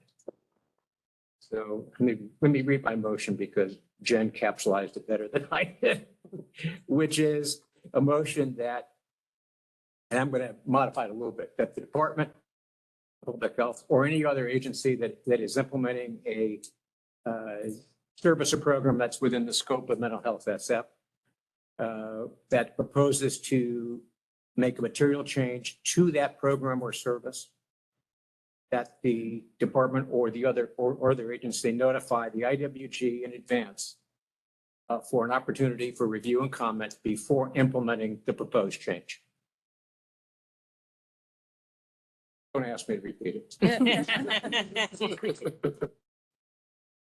Do we have it in writing so we can put it on the screen by any chance? Do you have that written down? Yeah, I mean, I kind of modified it a little bit as I went along. Okay, I had a motion to the Department of Public Health or other agencies within the scope of mental health SF domain, notify this body before making that change in order to be able to offer public comment. That's what I wrote. Yeah. I think there's a couple of nuances in there too. It's like, Steve, you mentioned service or program. Yep. And so it's starting to get pretty, specific about service or programs. Just wanted to note that. It's like the DPH or anybody who affects the mental health San Francisco programming or service, a material change to notify, essentially. If you want to, we could take a break and I can write it out during the break and we can come back and we can have the actual word in it. I think that would be great. But Member Hammer, did you have something you wanted to add? Yeah, I mean, in your preamble, Member Lipton, it seemed like you were specifically locating, you started out by saying that that skirt is may no longer be part of mental health at San Francisco because it's different from what was mandated in the ordinance. But then in your proposed language, I didn't hear referring back to the ordinance. So I have a couple concerns. One is that, and I'm just looking at the ordinance here. Ordinance is fairly open-ended. It does not describe what it's called the crisis response street team in the ordinance. It doesn't prescribe what the staffing model would be on there. So I think before I would want to vote in favor of that resolution, I think we'd have to get really much more specific. So that's my first concern. My second concern is that, there are programmatic changes, like tweaks, and also major changes that happen all the time in all of our care systems. And that's in response to data that we find that something that we've put in place isn't working. It's in response to a change in the population. It's in response to who we're able to hire and have actually implement a program. And I'm concerned that we'll pass a resolution that in practical terms is really not, it's not realistic. And I think, so my suggestion, because I think this is at the heart of why we were going to have a retreat. I think it's so key to the functioning of this committee that I would suggest that we do some real wordsmithing and really get to what exactly we're asking, because otherwise either the Department of Public Health and other city agencies responding to the needs of people experiencing homelessness will be sort of hamstrung.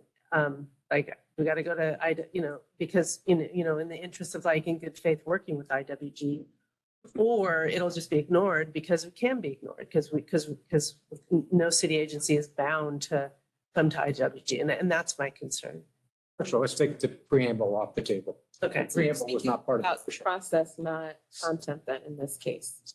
Pardon me? You're speaking about process, not content. in I'm this thinking case. mostly about process, Okay. but the second part of your question is the word material was intended to be, I believe in the motion, or at least intended to be in the motion, that it has to be material change. We're not talking about a minor staffing change or the tweaks that you're talking about. We're talking about Nor do we want you something that's coming here. material. with those that- Believe me. You know, Sorry. so I think it's limited to things that are material, and I don't see if there's a question, then perhaps the department should consult with the chair, and the chair can decide whether she thinks it's material or not.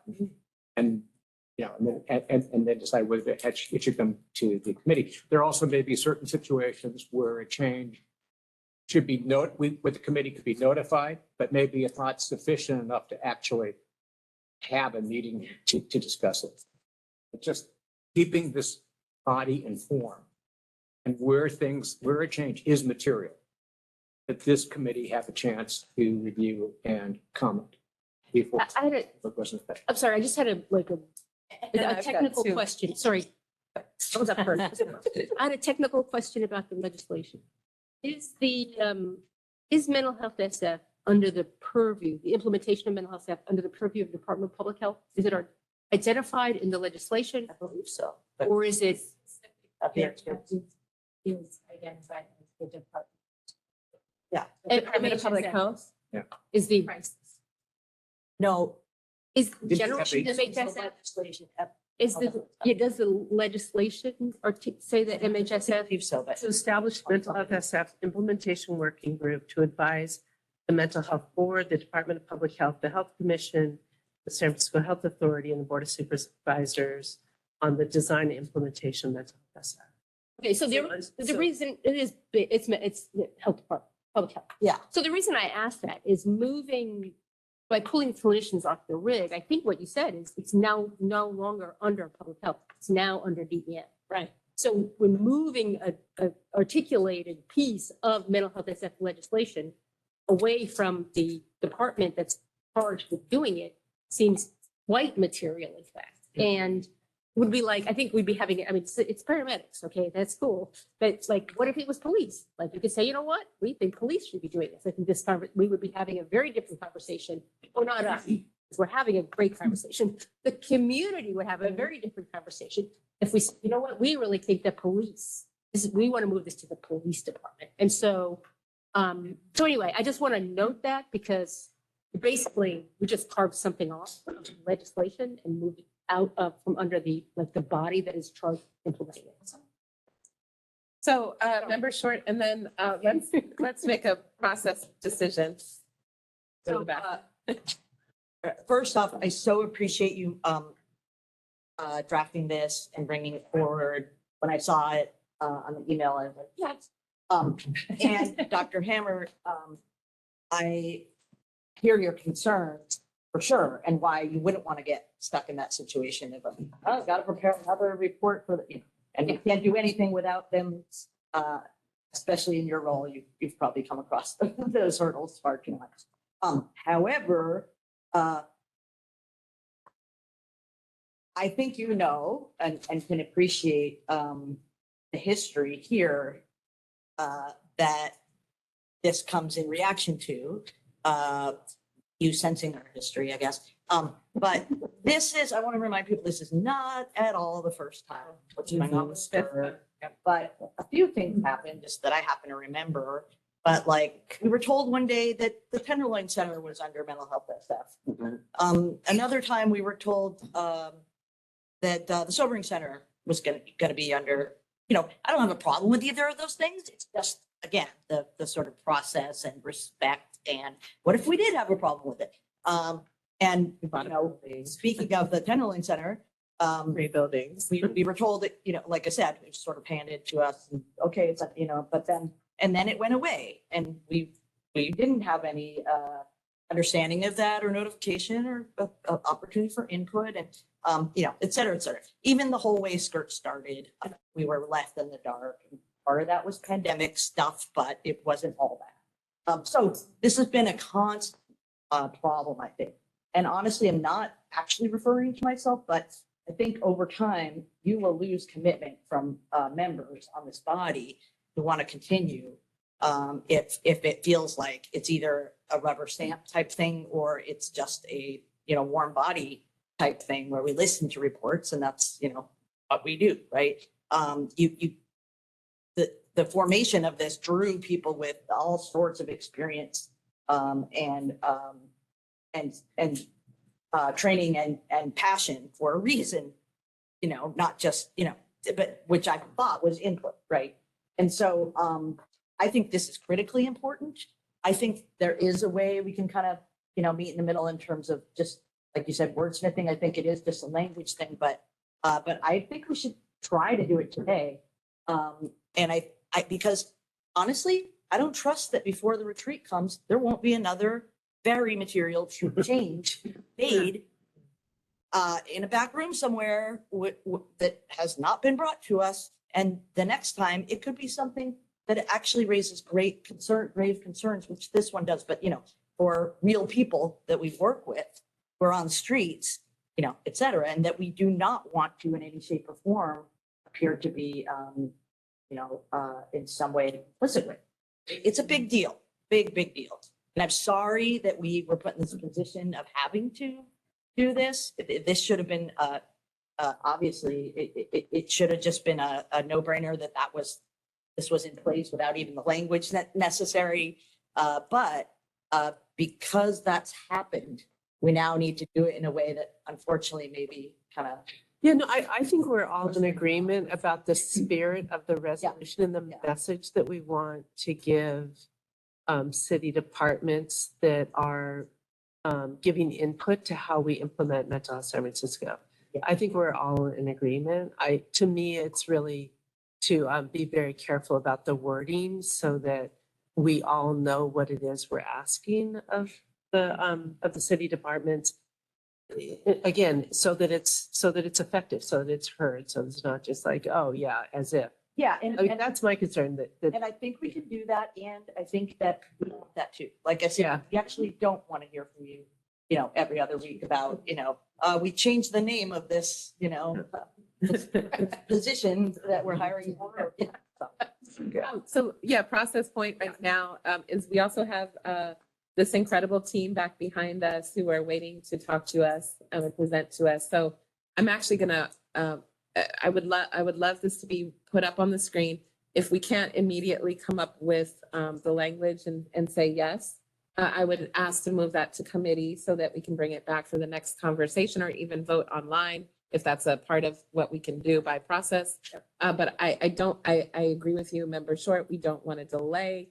And at the same time, we also want to honor, our DPH guests as well. So do we want to go ahead, just for the group, do you want to take a pass at looking at the wording and seeing if we can pass it today, or do you? Give me wanna 5 just- minutes and I'll be done. Okay, why don't we put it up on the screen and then we'll say, Use it. we'll say a yay or nay. And then we'll go on to the group. Is that okay with everyone? And I really want to thank you all for this conversation. We really needed to have it. We need these retreats. We need these in person. conversations and field trips, if you will, that Member McGuigan has also asked for. So I want us to move in that spirit of connection and care and respect. And if any way I have, done something to disrespect anyone, please talk to me, because I never want anyone to feel that. So can we take at this point, 10-minute break? 10-minute break. Okay, and I'll, yes, Be 11:45. and we'll be back soon. And if we can put on the screen. Six. On all 10. It's 9 minutes. Yes. Right. No, recording numbers on the video. Is it going? Oh, yeah, sorry, be very careful here. Okay, so the video is stopped. So then. And then I don't want to forget to make you co-host. Yeah, I just need to restart my computer. Okay.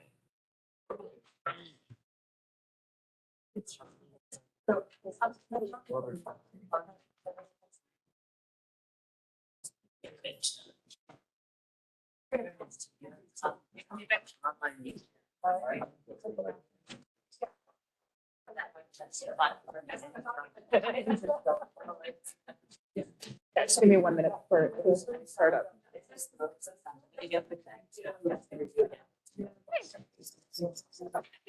You and I have so many things. You might want to mute it as well. Yeah.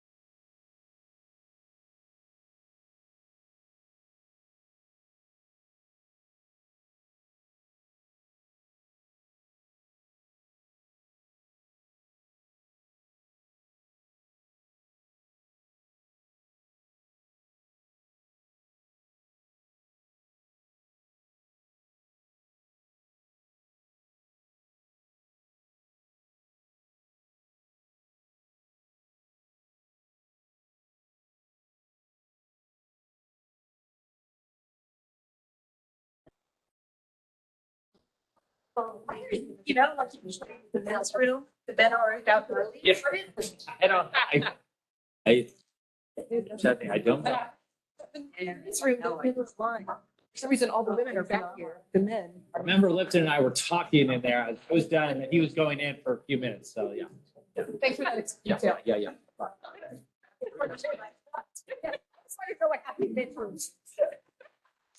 Are we ready to, we have the, we get it up on the. Oh, we don't have possible back on. to Get it up, okay. Yeah. Diana, do you have it back on? We are trying to share. No, you didn't. Okay, we're gonna. Yeah, that's it. This ordinance says that SCRT. But College hearing and. it is a very different. Yeah, I would. We're sharing. Yeah, yeah. Oh, it's very hard. No, totally agree. It was. There's.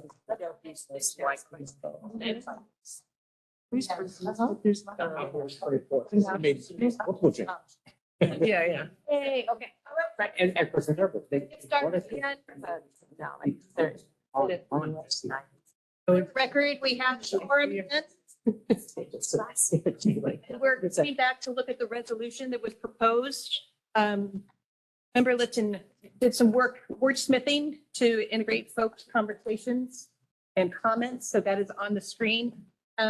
I did want to mention that we did do some talking to the city attorney prior to this meeting, just to kind of figure some of these things out.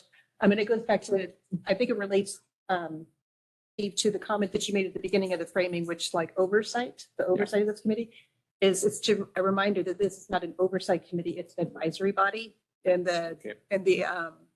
the city attorney said that you can request a notice such as this and pass a resolution, but the mayor or any related or involved departments are not required to halt implementation. So, I think we understand the limitations.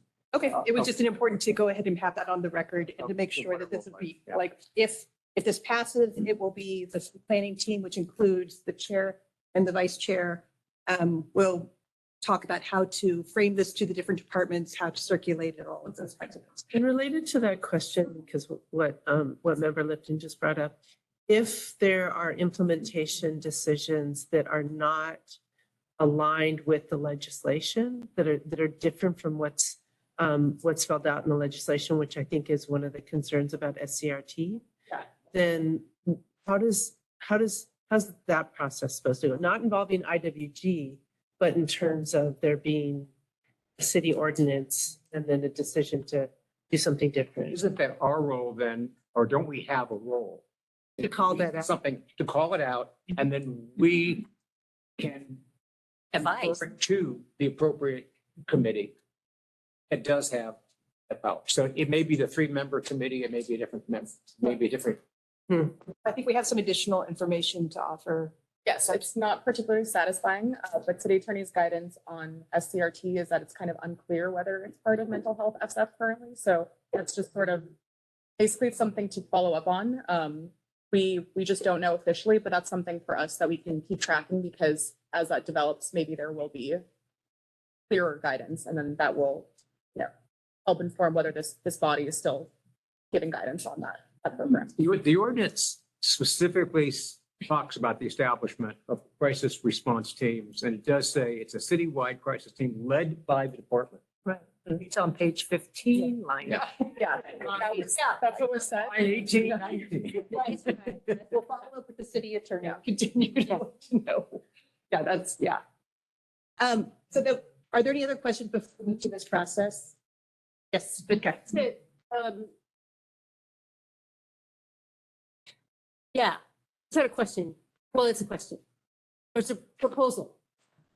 So so you're proposing a process that kind of talks about how we as our process moving forward, right?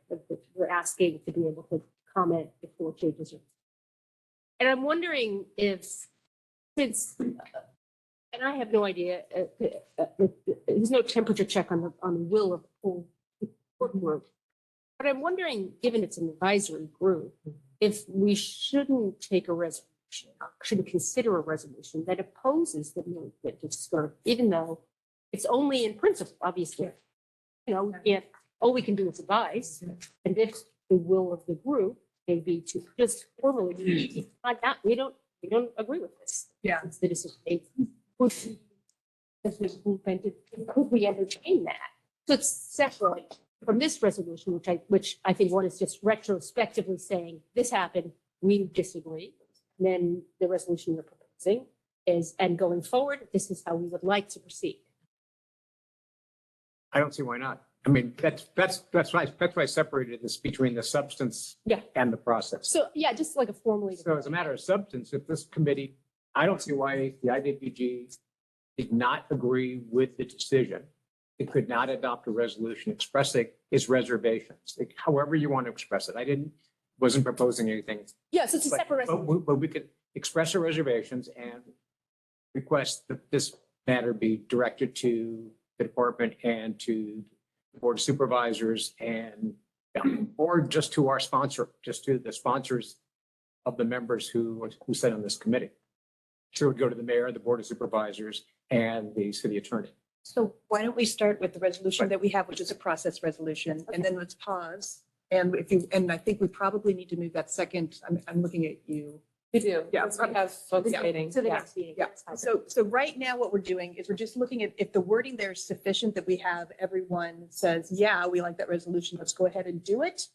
Or if we need to send that to committee. So the resolution reads, resolution that the Department of Public Health or any other department proposing material changes to a MHSF service or program shall notify the IWG for review and comment before the implementation of the proposed material There's one change. letter missing. There's the word A, proposing a material change, third line. You actually put the A in your sentence. Oh, I did. Yeah, you Yeah, did. my mind's just like, okay, so can we just do like our levels of agreement, 1 to 5? If it's a 3 to 5, it passes. If it's a 2 or 1, it gets kicked out to committee. So can you hold up your hands? 1, no way, up to 5. I love this. So we'd like to do fingers. Do you want your finger? I literally want your hands. You were gonna read. Literally want your hands up. So we got, can we define material better, more explicitly? Oh, that's my two. It's 200 years of law. I didn't put a law. I mean, it's kind of like the word reasonable, or as one person say, it's like, it's like. Is material, pornography. I know when I see it. is material defined in the law, like in a way that would be clear enough to I mean, all the city material parts? is less than significant, Which is equally, but it's Clear. more, but it's far more than just minor. But it's, I think working this out is a process by which hopefully the department and the chair the chair has a role, I think, of saying this is not material, or this is it, or this is material. And then decide to bring it, or the chair and the vice chair working together can decide whether they should bring it back to the committee. I just, I don't know if we can go beyond the word material. what I'm hearing is we got a couple of 2s, and so it gets kicked out to committee, so we can do a little bit more work on this and feel confident in that. And I would say that the committee could also explore that second. Wait, what committee? A committee. A discussion group. A group, discussion group. On the subject. Sorry, Discussion group. apologies, wrong word. Yeah. There's a Discussion. proposal to create a discussion group Yeah. on this item. Yes. Okay. Really? I mean, that's how we do things. No, but can't we take a little more time and try and work it out We now? have people waiting. I mean, this. Is there a better-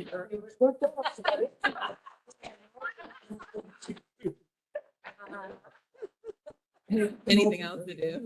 If you have a better, if you have, I think, something that's better defined or a better word to use than material, I'm kind of open to it. Process, situation, circumstance. Let's do committee. Like significant Major? programmatic change.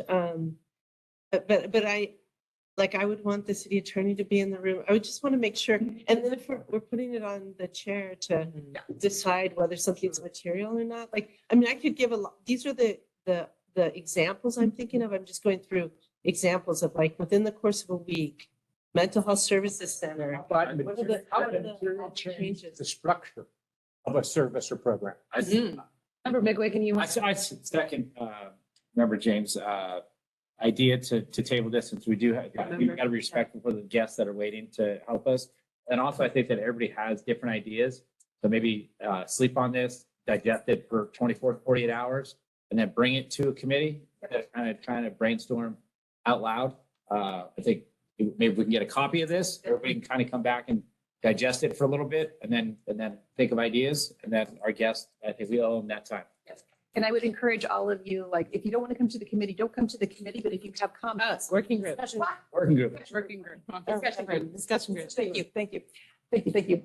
If you have comments, go ahead and give them to me, and I'll make sure that those comments are taken into the discussion group of those who will be attending. Thank you, everyone. Yay! Okay, so we need to, do we need to? We need public take comment. public comment, and then we'll be right there. Now we have to pick them up. Is there anyone in the room that would like to make public comment at this time? Yes, please. I agree with it's all. It's not.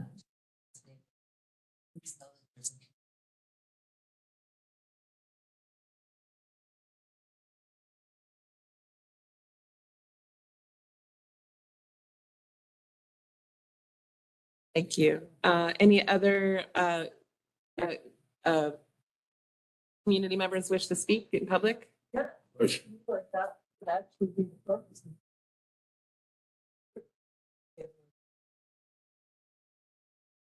Otherwise.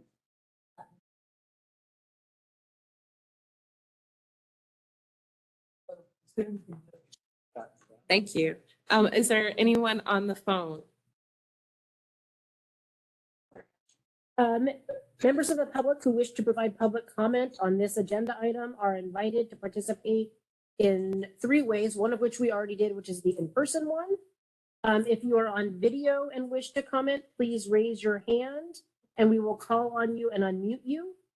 If you wish to join by phone, please call 415-655-0001. Enter the access code 2484-059-7474. Press pound, then pound again, and press *6 to speak. Or maybe it's #3, press one of the pounds, and then wait until the system indicates that you have been unmuted. If you are on video and wish to speak, please raise your hand.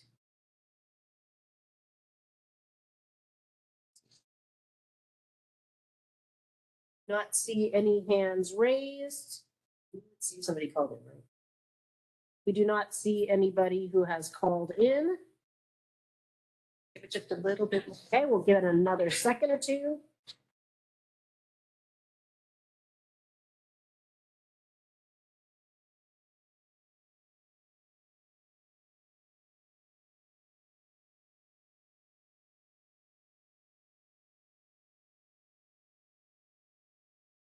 Still no hands and no call. Okay. I'm sorry. Yes. A question, given member Eisen's proposal for another resolution separate from the process, but actually the outcome. Because this is the agenda topic today on SCRT, would it make sense for us to put forward wording for that resolution as well so that we can in the working group or just out to the committee members to just think about and reflect on? Because I just worry that if we keep pushing to the next meeting, I think it's important and that's a really timely resolution. I agree. I actually, yeah. So public comment is officially closed, I believe. Yes, public comment is officially. Okay, and prior to moving to discussion item 4, just finishing up on what you are offering, it was my, in my thinking was that they would both be included in this working group discussion group. Yes, that we would be doing both. Yeah. So I apologize, Okay. I didn't say that.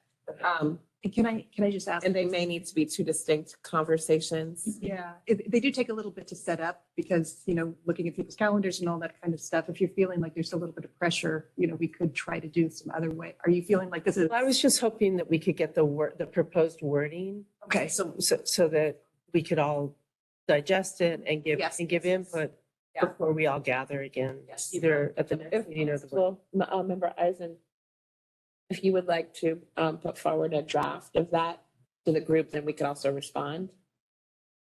Right now? No. Here, use my laptop.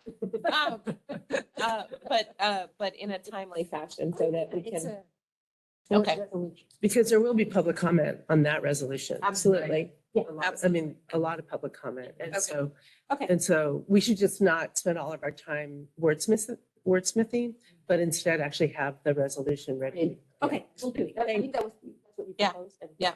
I'm prepared to join, I'm prepared to join that group. and Okay. that Group once you language draft or Perfect. we can.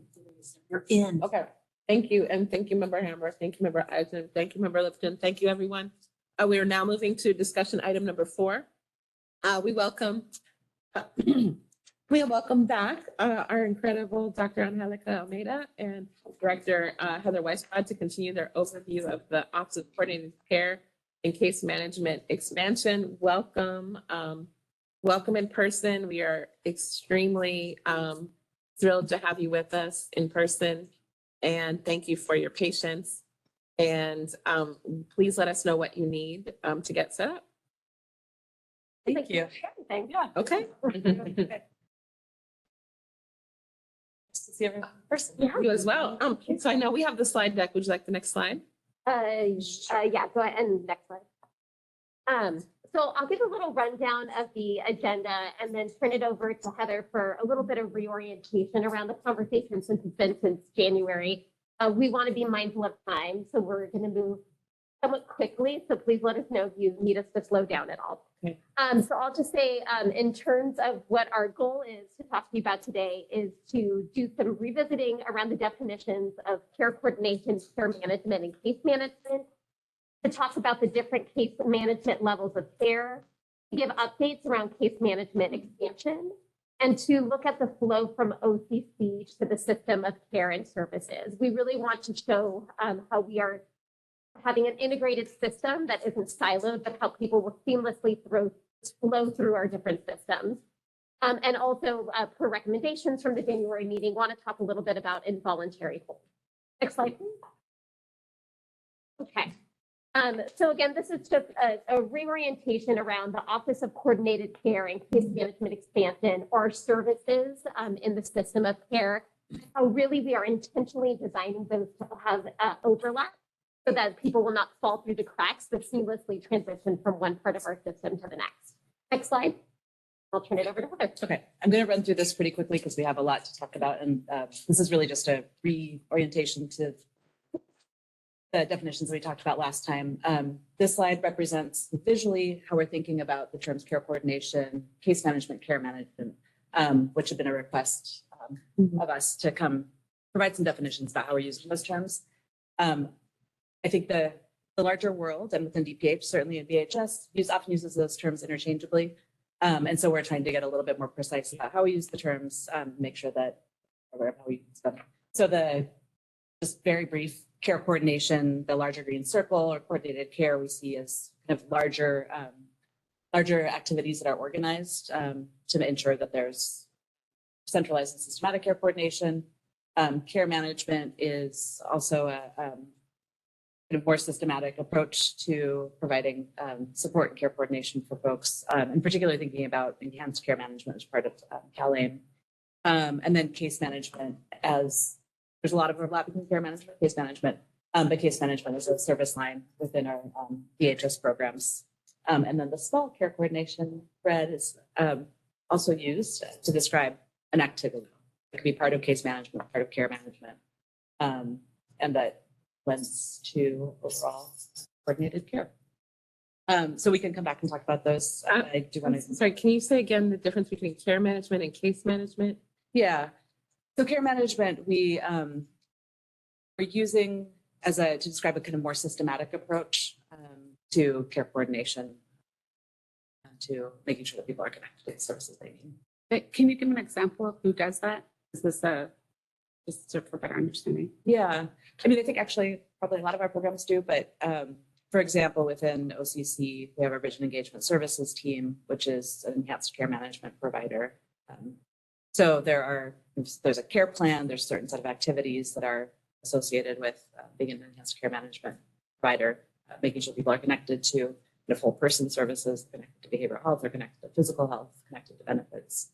That describes a lot of what happens in, I think, what Angelica is going to talk about, which is our case management services. So we're not saying that that does not happen within case management, but we are using it to describe moving towards a more systematic approach. Next slide. And then Heather just talked about these definitions. So it's just here laid out. I don't know if there's anything else you want to add. Yeah, I won't add anything. Okay. Okay, so, and similarly, we have a visual on this slide, and then the next slide has details. So I'll go over the details while we're looking at the visual, but just want you to know the next slide has it written out more clearly. So this is looking at levels of case management, and this is certainly not new to the people who do this work, but in terms of a visual on what we've talked about here, this is newer. And really what we were trying to show here is, again, how we, our intention is to have overlay between different levels of care so people don't fall through the cracks. I want to recognize that some of this is our vision. This isn't necessarily the current state, but what we are working towards. So I just want to acknowledge that. And what we're looking at here is specifically services in specialty behavioral health care. And so this looks at less intensive services or services in specialty or non-specialty behavioral health. This could be through our private provider network for individuals who can manage through telehealth, for example, and do therapy. This could also be through behavioral health services at primary care, for example. And then when we really start to flow into the specialty behavioral health services, we have outpatient case management, and really when we start talking about case management, again, we're focusing on services, treatment services that are being delivered to people. And all of these services include care coordination aspects, some more than others, and we'll be talking about that, but that these are services that people receive. So outpatient case management is traditionally clinic-based care or less field-based work. People go to the clinic to access services. This also typically includes longer therapeutic relationships with individuals. Our clinics support individuals who have more complex medication needs. There are also integrated health homes where people can receive both their behavioral health and physical health needs, and comprehensive sites that serve children through adults and older adults. These clinics allow individuals to drop in hours or walk into services and to be able to access care. So this is really, in terms of specialty behavioral health, our lowest threshold in terms of entry to services. People can walk into a clinic and have an intake. This looks different than our next level of care of intensive case management, where there's a utilization management process to authorize someone for that level of care. This is a level of care that I know we talk about a lot in this working group, but just want to say that this level of care is designed to work with individuals who have more complex needs, who are at greater risk of deterioration and negative outcomes, including jail contacts, hospitalizations, contacts, et cetera. It is intentionally designed to be more field-based work, a lower client to staff ratio, and supporting individuals to address and improve their functional impairment.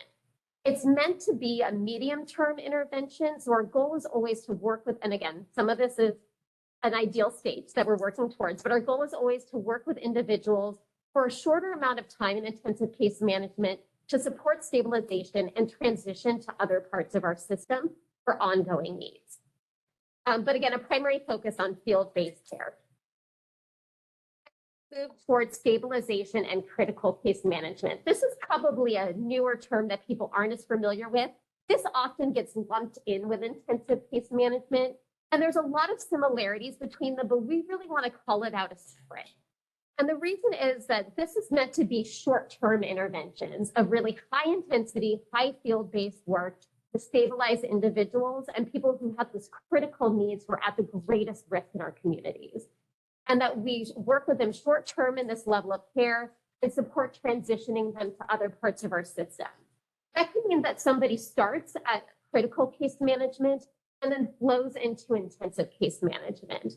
And some of what we'll be talking about today, of course, is we know that there's a lot of work that we have to do here in terms of expanding flow and access through the system. You'll hear me talk about that a lot today.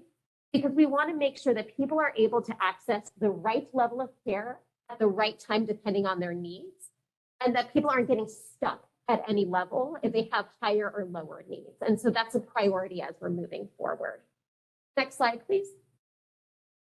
And so again, I'm going to skip over this, but this is just the definitions that I was working through, but you just have it here for additional information. Next slide. Updates about where we are in terms of case management expansion. There's a couple of exciting things to share. The first is around culturally congruent care. We have an innovation, the Mental Health Services Act, which is allowing us to expand our culturally congruent services, and we're currently in the hiring process for this. This will allow us to have some dedicated teams at some of our civil service clinics that are really going to focus on non-traditional, non-evidence-based, but really rooted in cultural awareness and culturally congruent services for individuals who are coming into the clinics. We also have our peer transition team, which also was an MHSA innovation grant.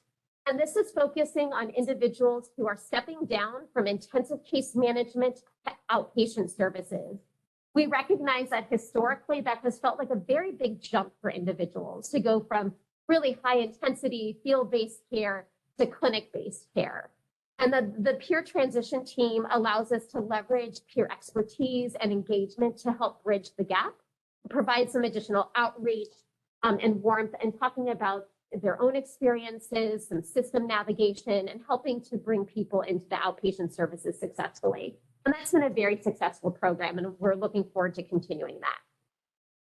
You may have already heard about our mobile outreach teams. These are new teams that we are implementing at several of our civil service outpatient clinics that is also designed to help bridge that gap between outpatient services and intensive case management. These teams will consist of a behavioral health clinician, health worker with lived experience, and nursing support at each site. And teams will provide support to existing clients who may be missing appointments or showing signs of deterioration or struggling. They'll also provide some enhanced field-based interventions for individuals, supporting, again, individuals who are stepping down from intensive case management and priority cases who are coming to the clinic. For example, somebody who may have had a recent hospitalization. As Dr. Cummins was talking about earlier, and we'll talk a little bit more about today, we know that that is a pivotal time to support an individual, and we want to make sure we have enhanced services at all of our levels of care to support people. I will say that, again, you may have heard about this program. We've been talking about it for a while. We've really been hindered of launching these programs because of hiring. I know that this has been talked about already today. We are all desperately looking for clinicians and I know, desperately looking for staff. But we've had a 69% vacancy rate, so we really have not been able to fully realize this program. So I look forward to providing additional updates as we move through hiring, and we can talk more about outcomes for this intervention. Next slide. Okay. So another piece, of course, is where we've been able to add funding to see additional services and increase case management capacity. The first is we are excited to announce that our intensive case management request for proposals, or RFP, was released on February 22nd of this year. This has $3.1 million from Prop C, Mental Health Services Act, and General Fund. And the goal of this RFP is to identify increased capacity for adults and older adults with a primary focus on serving individuals who identify as Black or African American, transgender, and non-binary, are experiencing homelessness, or have had contact with the criminal justice system. In addition to an RFP process, we have been able to add additional funds to existing providers, including $1.98 million to existing ICM providers from Prop C and MHSA, as well as $563,000 that we've added to those stabilization and critical case management or linkage programs. Funding has been used in a variety of ways, but has supported filling some pivotal vacancies. As we know that one of the things that we all have been struggling with, in addition to recruiting staff, is making sure that we have competitive salaries to recruit staff. So these have allowed to fill some critical vacancies across our system. It's also allowed to increase psychiatry and field-based psychiatry or nursing support across our programs, and in general to increase staffing. But again, hiring continues to be a challenge. So while we've seen some critical vacancies and new positions created, some of these positions have yet to be filled just because of the recruitment issues that we are all facing. Next slide, please. So pressure points. In case I haven't said it enough, hiring continues to be a challenge. And I know this is something that we're all struggling with and looking at creative ways to recruit individuals. Again, another pressure point, and this is something that we are not ignorant to, is the transitions between levels of care and how people really flow through our system. It is not our intention to get people out of our services, but to make sure that people have access to the right services. What we are finding, and I know that people experience this in the room, is that people get stuck at different levels of care, either not a high enough level of care or a higher level that we're not able to transition them to lower levels. So one of my primary focuses in my new role is really to focus on access and flow across our system. Our vision, of course, is to create equity-centered services that are welcoming and engaging. Again, timely access and flow is incredibly important, that we are focused in recovery and wellness, and that we have culturally congruent and gender-affirming care. All of our services should be welcoming to everyone who's coming in the door. So in countermeasures and goals, and of course, you'll recognize many of these are things that we've talked about in this meeting and recommendations from the group. But we're working to reduce staff to client ratios across the continuum. Our hope is that this will allow for increased field-based services, again, to help bridge those gaps and to make sure that people aren't falling through cracks. We're working to enhance outpatient services, again, to build those bridges between outpatient and ICM services. We are going to be centralizing our intensive case management wait lists. Currently, those wait lists exist at each of our different programs. We want to have a systems level view of who's in need of care and to triage. But people need to go to those services. Okay, thank you. The baby has given me their like 20th cold in 8 months. Mommies are always lucky to get those. We also are going to focus on strong utilization management. Again, this is not a goal of getting people out of our services, but making sure that people are receiving the right services to meet their needs. We're also going to be working to standardize the intake process at our outpatient clinics. We want to make sure that people have the same experiences no matter what door they're walking into. And we want to ensure that anyone who's getting closed out of our services, that we are not missing an opportunity to engage them in other ways, whether that be assisted outpatient treatment or conservatorship or other court-ordered services, care court, of course, when that happens. We want to make sure if people are exiting our care, that we have done everything we can to support them and reduce and prevent future deterioration in the community. The other thing that I'm really excited to announce is that we are hiring a director of intensive services.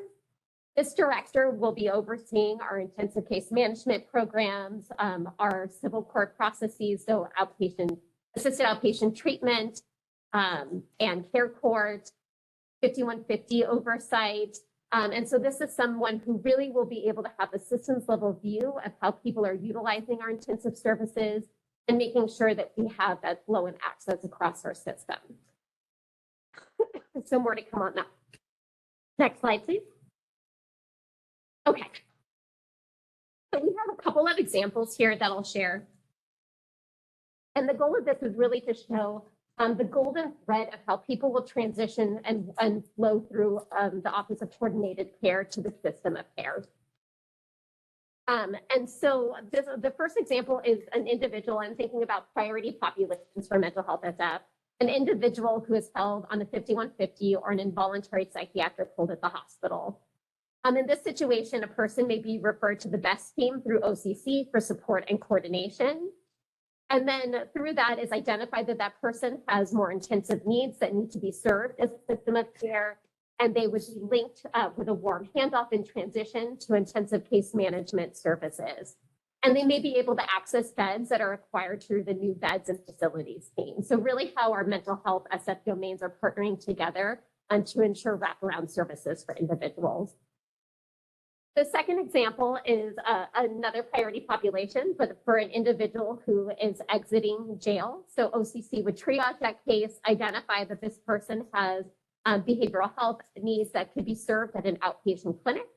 That person has an intake appointment for outpatient services and is linked to our mobile outreach team while they're linking to services to make sure that they have that engagement. And of course, OCC, before closing that case, would make sure that that person is well connected so that they're not falling through the cracks. Heather, is there anything you want to add to that? No, just, yeah, I think that OCC's role in each of these scenarios might be a little bit different. In the first one, it's actually kind of direct field-based, working with the person. In the second, it may be some of that, but it's really about maintaining an overview of what's happening and watching the flow and ensuring that people are engaged. Okay. Next slide.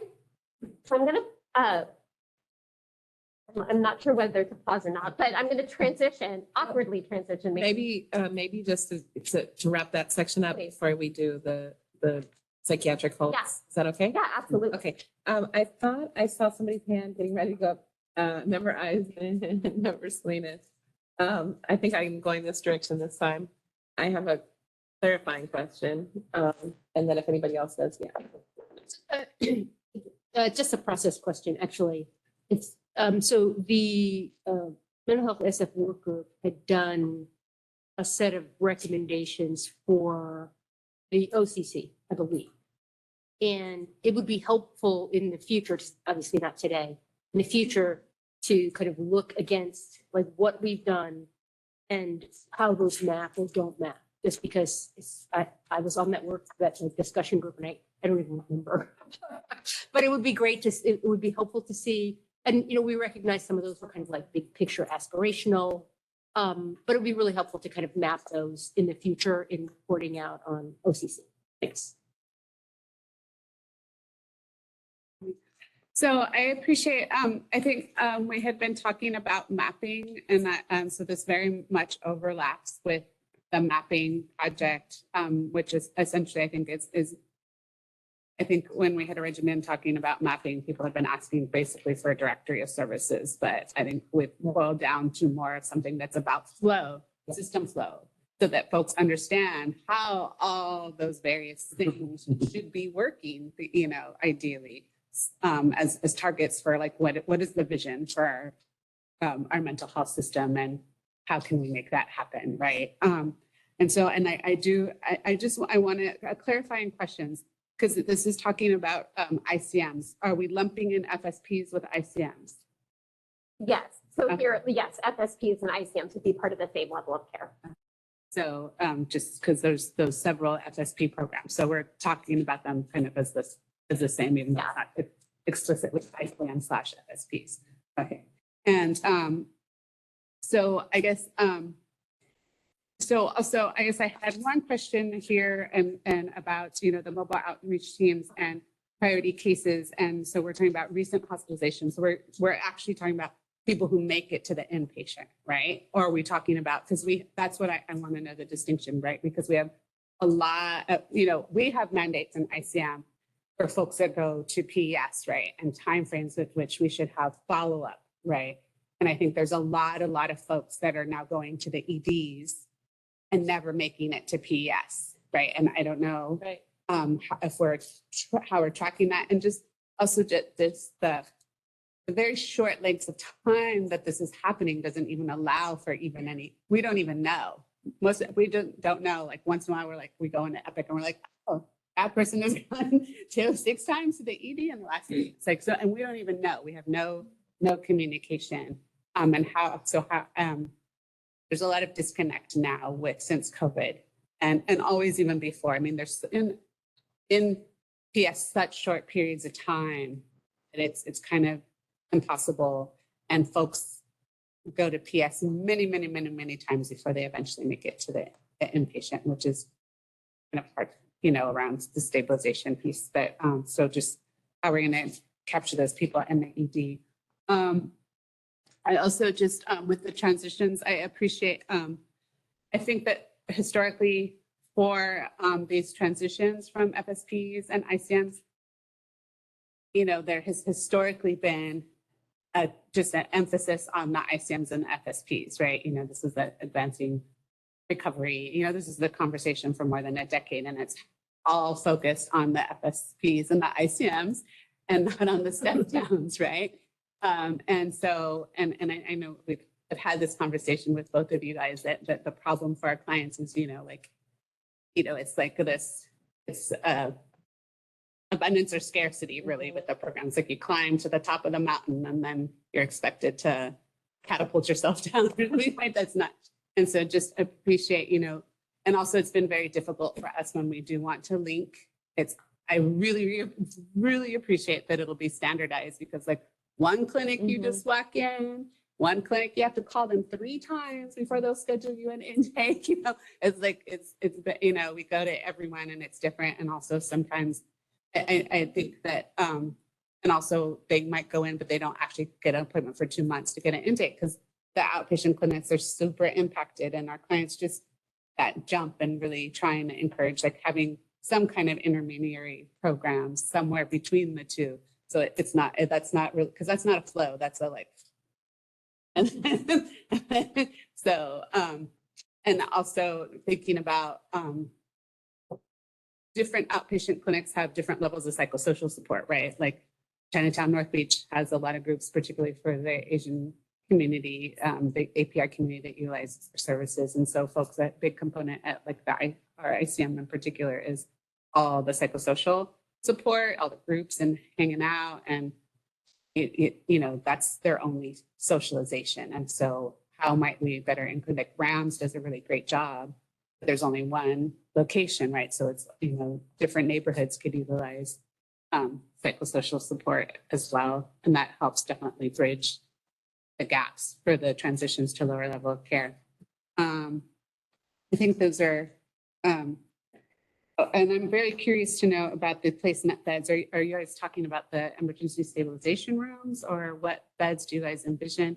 We are having a little bit more difficulties with the placements in these emergency stabilization rooms. I think that there's been a lot of, particularly with the ICM, with our population and how they utilize the beds. I guess there's a lot of pushback from the hotel owners. So we're also now having more difficulties with getting folks placed into those beds. So I'm wondering what, you know, maybe this is not a discussion for today, but what are those options? Because when I worked at the FSP, you know, we were an MHSA program, and when you sign people up, you could take them that day to a room, and that's not something that the ICMs have access to. It was very helpful for the FSP. That was how we got people to sign up, you know, and it's a good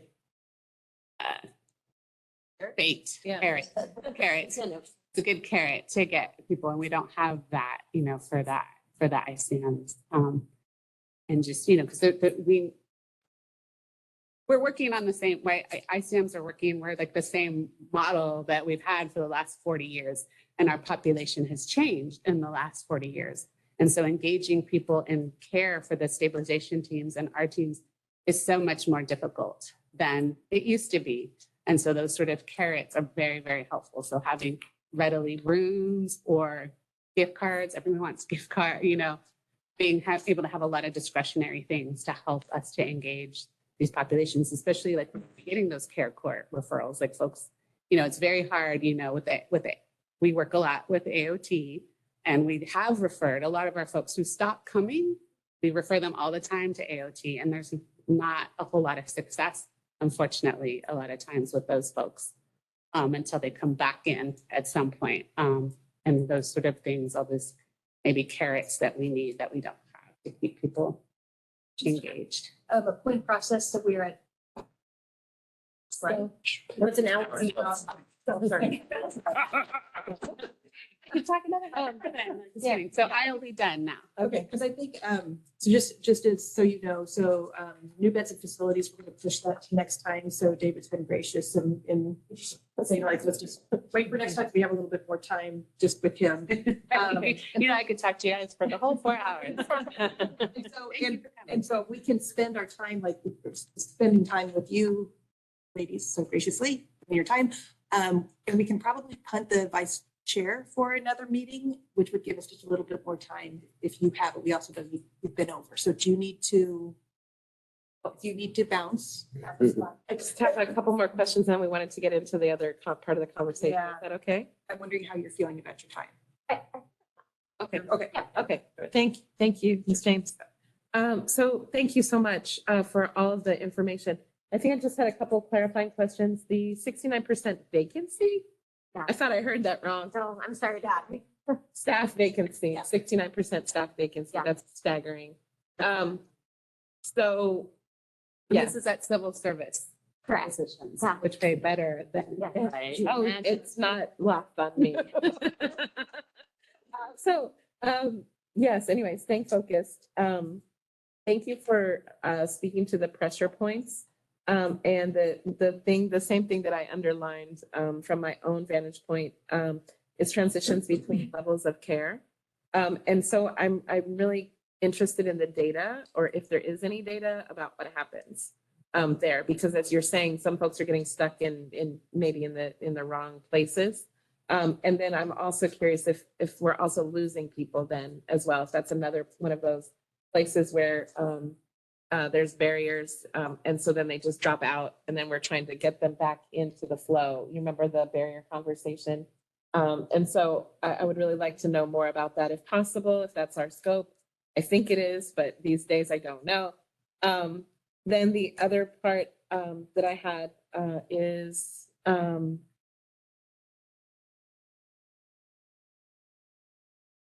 are these new? So are these new when they move between these 4 levels of case management? Are these all new programs and new people? So because I thought before we were talking about with the OCC, there would be somebody that's sitting somewhere in that big, maybe it's in the other circle, that looks at the systemic piece and says, what's happening in these flows, and shouldn't be all these different people so that people get lost. So I just want a little clarification of that. And then the last point is with the intake process. While I know that studios and clinics and all have their own particular intakes, I think what is so hard for clients is when they have to tell their same story again and again and again and again. So is there a way to have some of those things move with the client if they want it? Like they could actually take it with them. And there may be, of course, some clarifying questions or updates. Is there anything changed? Blah, blah, blah. But it would be, I think, be super helpful and less daunting for someone when they are moving between these different programs and people and levels of care, if we could maintain that as well. I wanted to also express excitement about the culture specific and culturally congruent care and the work that you're doing there. And I think that it does not escape me that we have to look at our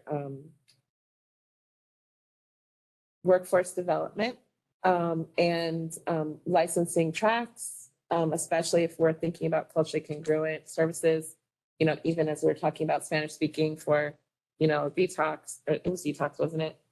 You know, all these different residential treatment. So like all these different pieces need to be addressed. And then of course, we're the most expensive city and housing, et cetera. So I don't have the answer. I just wanted to also say that pipeline for clinicians and folks working has to be addressed somewhere. I don't know if that's part of a mental health SF either, but I also would like to see the flow sheet of you actually heard us, which I think you did, because I'm hearing a lot of the ideas that we've talked about in these plans. So I want to say thank you, and I want to also kind of see that crosswalk if possible. I know I just said a lot, sorry. I took notes, not that I can necessarily read my handwriting. It's always the challenge. But just to address a couple of that, and please feel free to jump in. I think something that's really important is our electronic health record. And we all know that our data, and I think Dr. Kenneth said this earlier, is traditionally terrible, that we really struggle with data. And so, you know, the hospital, I should say Zuckerberg San Francisco General is on Epic right now. We are moving towards Epic. Some of our teams are already on Epic. But I think that won't solve everything, but will help a lot. We are at a really pivotal time right now where we are starting conversations of building what our documentation will look like in Epic, what data we'll be able to extract from Epic to have these conversations. And some of what Member Salinas, you were asking about in terms of, and I think Chair Lassard, you mentioned this too, of like the documentation and like the person telling their story of like how we can minimize that. I think Epic will help a lot with that. We're still early on in the conversation, but that is something that is a priority for us, both for the consumer experience, but also to reduce the burdens on clinicians of writing the same information over and over again. We want to make sure that we're balancing that. The other thing I'll say, in terms of the data and how the telling stories and how people flow and everything, like, and I think this is a cultural shift for our system. But really what we're moving towards is how do we have a systems approach to serving individuals? And that's how we like make sure that people aren't falling through the cracks, but really as a system, we are holding individuals. It is not a provider, it is not a clinic, it is not a level of care, but as a system, how do we do that? Which is a little bit different of how we approach the work, but that's really what our intention is and where we're heading. And in terms of the circles and all the many circles, all the circles of our presentation, I'll just say that there's some new programs in there, of course, like with the RFP, like some of that will feed into it, but it's really not new work that's being done. It's just being more intentional about how we talk about the work and where people are, and that things like our critical case management or stabilization programs are not meant to cover wait lists that we have for intensive case management, right? That we should be much more intentional about how those services are utilized. So that's really more of the shifting. It's just more about being intentional and more of a systems approach to the work. Do you want to add anything? And Vice Chair Patterson, you wanted to chime in? Yeah, I like it that you're I'm trying to be intentional in the care or case management work. I think that's very important because a lot of times help can be short-stopped or actually blocked right at its entry point. You know, and so I think like one of the things that does need to happen is whether it's the intake person or the peer monitor, they at least need to have a basic knowledge on referral. What can happen like at GA, for instance, and a lot of this happens, or we break it down like this. You got three kind of clients. You know, you got some that are recurring, some that are just in a situation and they work, and then you got those that's in the middle. And there's a lot of people that get lost in the shuffle just by the intake person or the case manager, even at GA, not telling you your options. You know, I think I brought this up before. You know, at GA, you got the option of getting like 300 and some or 400 and $65. But if you get the 300 or 400, then they're no longer looking for housing because now you're housed, right? You get the 65. Yeah, then now you got the option of maybe getting housed because the whole point of it is to get housed, get a job, and now you're contributing, and you're not just taking the check. There's a lot of those clients that kind of get lost in that shuffle. So that's why I like the intensive care case management. I think that like not enough of that is happening across the board. You just kind of at the discretion of the peer monitor or the caseworker. So sometimes you will see like, you know, crazy stuff like this, like somebody will get moved for housing that's not ready. And you got a person that's been working for like 3 years and they're at this shelter for 3 years. And they're just, and really, they could have got the housing, you know, because they consistently go to work and they didn't even know. And then lastly, I want to ask this, maybe consider partnering with CBOs, community-based, I'm using acronyms too, community-based organizations, because there are a lot of them, or it's a number of them, especially in the Black community, that's getting into that line of work too. that's kind of, in the same field, so like in the Bayview and in the Fillmore. So I would ask if you'd be open to that as well. And that's how you can reach certain demographics. Thank you, Vice Chair. I think, are we complete with this? Oh, look like. I just have one quick thing, just to piggyback on Chair Lasar's, just on the 69% vacancy rate. I know some of the chairs today were talking about us losing clinicians, and this is kind of an uninformed question or reason. I don't know the kind of the core reasons why. So maybe I think it's once you have somebody hired, and I know the hiring is challenging, is there any retention plans for these people? I'm like, why are we losing clinicians to competing counties and whatnot? Contract. Out of that, what's that? It was the contract that got dropped. Okay. So Gotcha. off of the and retirement. Yeah, sorry, please go But ahead. it's an across the board problem. Yeah. Not just. It's across the board. Yeah. Yeah, so more of a statement to, maybe working on retention or. Appreciate it. Yeah. Or donuts. Pass the donuts. Do Yeah.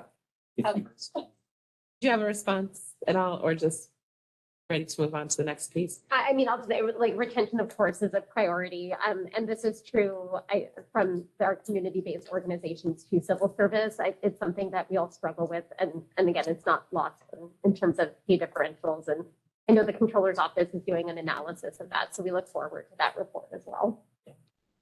I would add to it, some of the very, very early conversations about OCC and the case management expansion.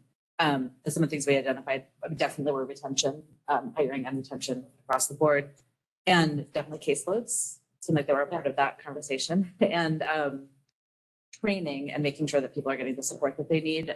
So one of the things I think we had talked about then, I don't think we've talked about in a while, is a case management academy that was launched. Was the intensive case management academy, and that's like the integrated clinical case management academy. Right.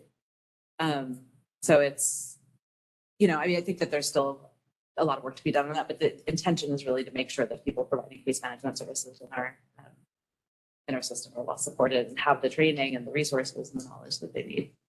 I think people feel really disheartened also, like they just felt like there's not the resources there. Sorry. That there's not the resources there also, like when there's no housing, they start to feel pretty hopeless that they don't have the things they need to stabilize these folks. So, maybe if they had it, then the caseload would be more doable when you're kind of constantly running around setting off, it's not setting off fires, putting out fires. I like that. This guy just got all. Yeah. Putting out fires. I'm here. Putting out fires rather than seeing, that you have, there's a light at the end of the tunnel. There's no lights. Yeah.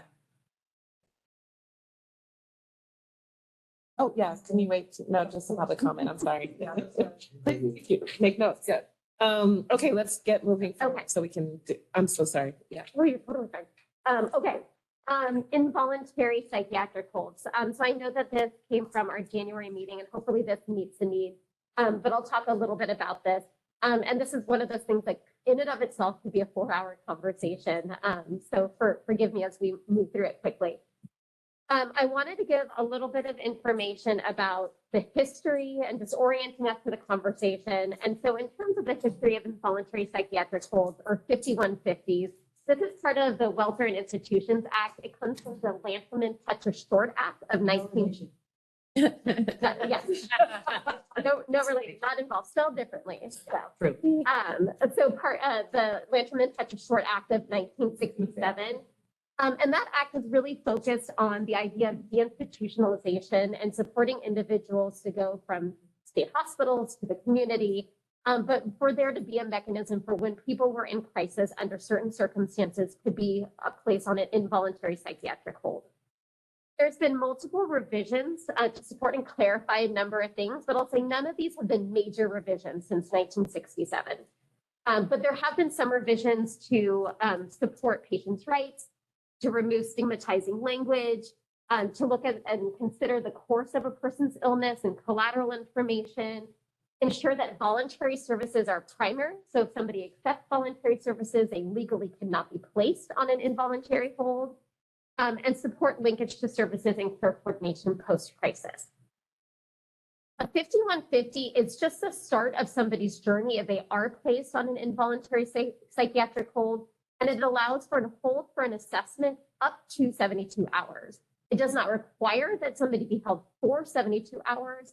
It's for an assessment to occur, and if the person does not meet the legal criteria to be held at the hospital, they have to be immediately discharged. And then there are another series of holds after that, depending on why somebody's on a hold. I won't delve into that too much, but just know that there's another series of holds for 14 days, et cetera, for individuals to receive additional care. And it's very intentional that these are small buckets of time because the goal, of course, is to have judicial oversight and client representation to make sure that involuntary psychiatric care is not abused. In terms of who is allowed to initiate a hold under the Welfare and Institutions Code, this is a peace officer, which of course in San Francisco, it's the San Francisco Police Department or Sheriff's Department, and then individuals who are designated by the county behavioral health director.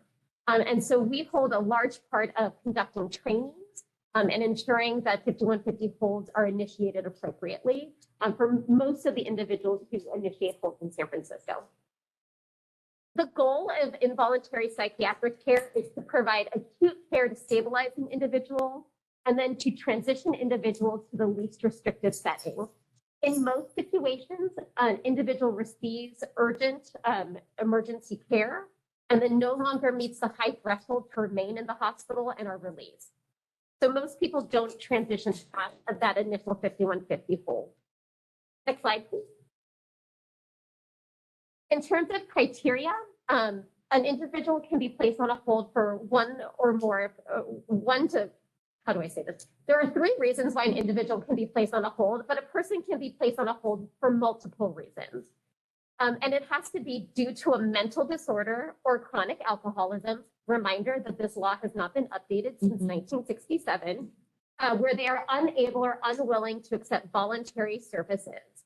So they have to meet criteria either for danger to self, which is a threat to themselves, which typically means that a person is suicidal, danger to others, or otherwise a threat to others, which typically is seen as somebody is threatened to kill or harm somebody else, or grave disability, which is an individual is unable to care for the basic needs, including food, shelter, and clothing. Again, these all have to be tied to a person having a mental disorder or chronic alcoholism. And so things that we have to consider when we're initiating a hold or whomever is initiating a hold is that is there the presence of a mental disorder or chronic alcoholism, or reasonably can somebody make that determination? What the person's current presentation is, what the individual's reporting, if they can engage in the assessment, the course of their illness, if it's somebody who knows the person and knows their history of deterioration, for example, any collateral information that we received. And again, if the individual is unable to accept voluntary services, a person can receive treatment at a hospital, including psychiatric emergency services, on a voluntary basis. They do not need to be on an involuntary hold to do that. Next slide, please. So again, these are updates that we gave in January, so we'll move through them quickly, but we thought it was important to revisit these because these are some that we're at a time now in the current landscape where there are some pretty significant changes and conversations happening around involuntary hold, including some from this year that we're looking towards. But these are ones that went into effect in January. So AB 2275 is really looking at the rights of an individual when they're on a hold, including the right to have hearings in an emergency department. So even if they're not at a psychiatric unit or psychiatric emergency services, they are allowed to have rights, and it goes through that process. AB 2242, which is really focusing on care coordination. This is not fully in effect yet, but what this will require is that if an individual is on an involuntary psychiatric hold or 5150, before they are discharged from the hospital, there has to be a care coordination plan in place. Member Salinas, hopefully this will help in terms of that communication if there is an existing treatment provider. I also think being on the same electronic health record will help with that. But really this will require, and there will be a model care coordination plan that the department, the State Department is working on putting together that will require that we have this information in place. Heather will talk a little bit more about how we're really working to systematically identify and work with individuals exiting holds. And the last one I'll speak to is SB 929. This is really focused on data collection. So this isn't about services that people are receiving, but what information are we getting from hospitals about the holds, the demographics of individuals, and really helping us look at a population level or landscape view of who is placed on involuntary psychiatric hold. Part of what we've been moving towards and working with the Hospital Council of Northern California around is updating LPS delegated agreements.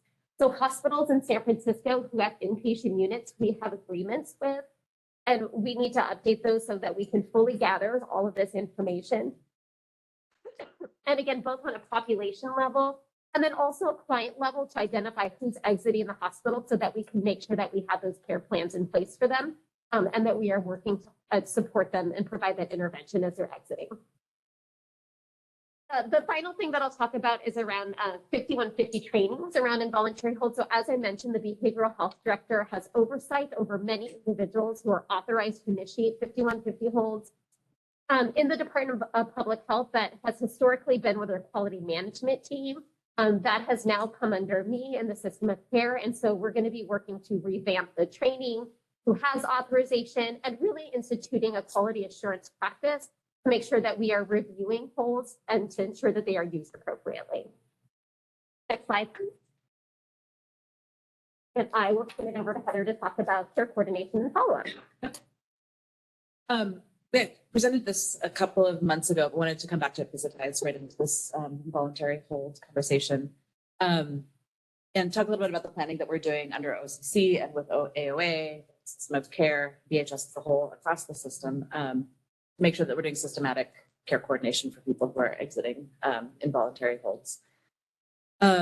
This is truly a collaborative effort. So OCC has a particular role in it. System of care has a particular role. We're working with the hospitals. As Angelica said, we already have agreements that we're working on with them, but this new legislation from the state will go a long way towards making sure that the hospital is really actively participating in care coordination. That's care coordination plan. As people are leaving the hospital. So part of our goals are really making sure that discharge plans really consistently contain solid discharge plans and plans that are actually have a chance of coming to fruition or connection to care. And then making sure that we have consistent follow-up for people after they have left an involuntary hold. There are many, many different pieces to that. But one of the things that we're doing is using data. Definitely some of the new agreements with hospitals will really improve the data. We have a lot of data coming from ZSFG now and on involuntary holds. And because OCC moved to EPIC early, we now have a report that we look at daily, see everybody who's at ZSFG who's been on a voluntary hold so that we can determine care coordination plans and work with the hospital to make sure that there's a follow-up plan afterwards. So we're going to be doing a systematic review of those holds, CSFG, starting at CSFG, and then as we're able to get more data, expand outwards, that will be an OCC role just to do that daily review. And then working with the hospitals, make sure they're doing this solid, systematic discharge planning and care coordination planning, and then doing rapid follow-up post-discharge. So whatever the discharge plan is, whether it's within directly into the system of care, or whether there's CC is stepping in to provide some additional support and linkage, that is happening very quickly. Of course, data and solid care coordination with hospital will go a long way towards ensuring that happens. But we want to make sure that it's happening quickly. So setting some timeframes for that follow-up. And then the last piece that we're adding in is closing the loop, and that also will be kind of a joint OCC and system of care role. So making sure that having an additional eye from OCC, particularly if people have had multiple PES visits or hospitalizations, did they actually get connected to the care that they were referred to after the hospitalization? And on the system of care level, if somebody has been referred from the hospital and they don't show up to their appointment, it doesn't just drop. That we are going to set in place some ensure that that we're identifying and following up.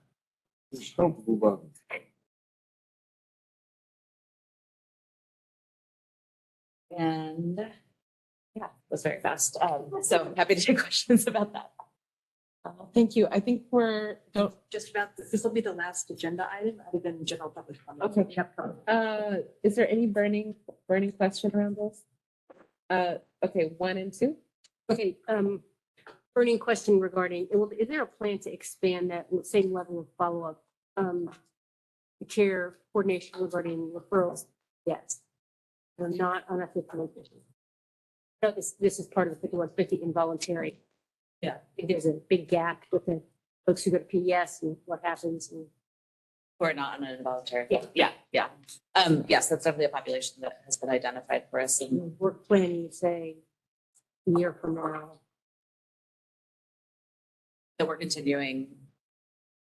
Yes, there's follow-up happening. We're working really closely with the PES, citywide PES, social workers, especially at PES, around this follow-up planning, and that is a particular population they are very aware of and concerned about. And so the follow-up and care coordination plan, certainly that we're thinking about, would include anybody who's coming to PES. So we want to make sure that is happening. The legislation, and maybe this is wrong. I don't know if the legislation is for involuntary hold, not for voluntary holds. Yeah. Okay.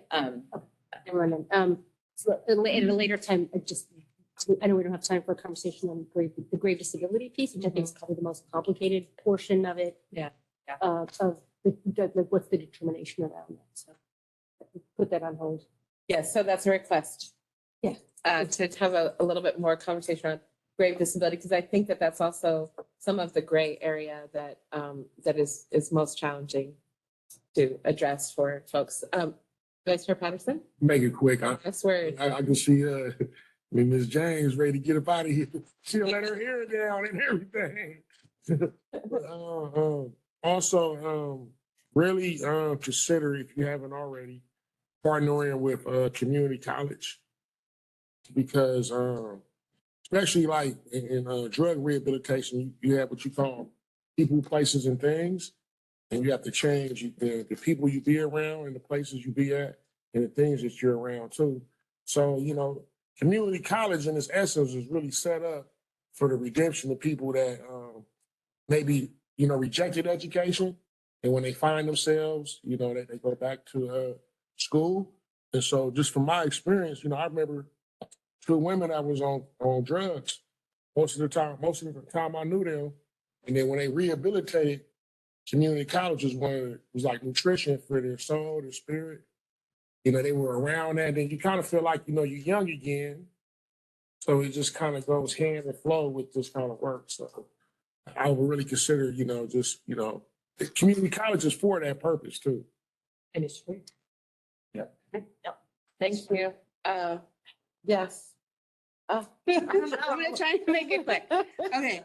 So, again, I'm going to echo around the grave disability, and that this is where it's essentially, it's a failure to thrive, like that the clinician has made an assessment that this person is an imminent risk of death because they cannot meet their basic needs. And this is where we get a lot of pushback from when we try to 5150 from the EMTs that, don't want to take folks out, and we have to insist.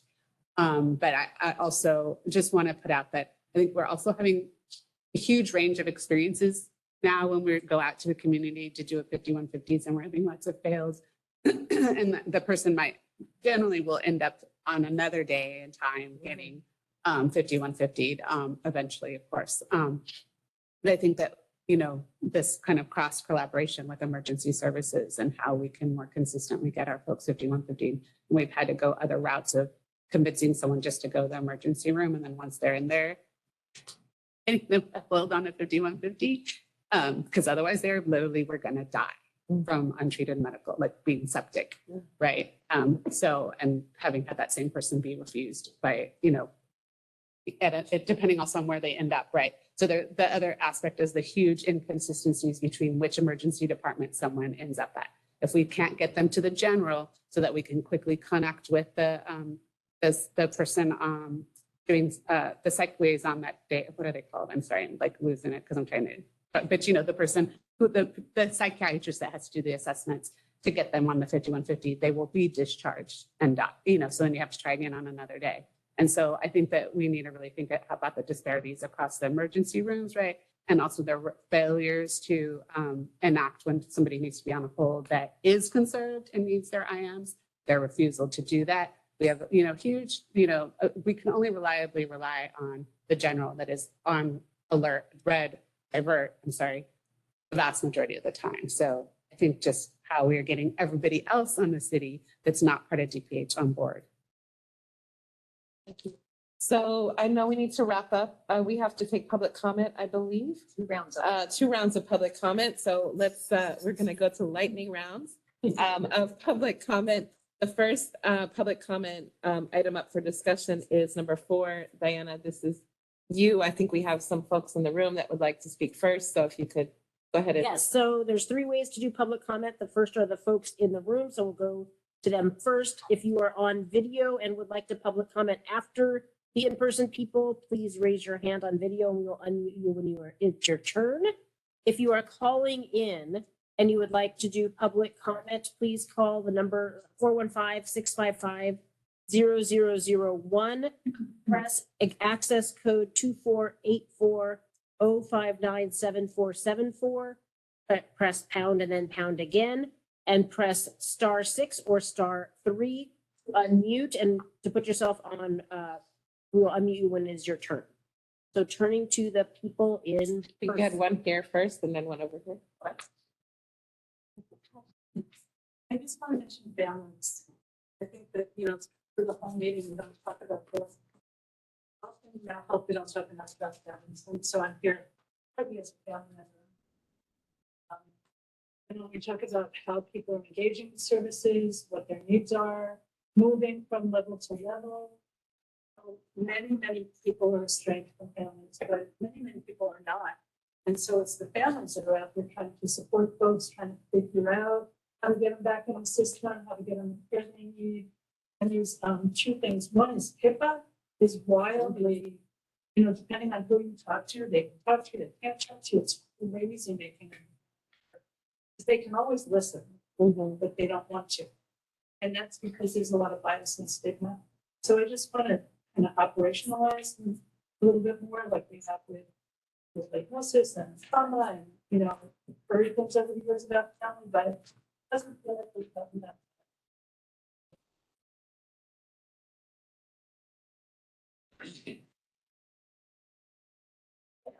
To say, really great plan, actually, but the big burdening factors of people being able to save life therapeutic relationships and continuity of care.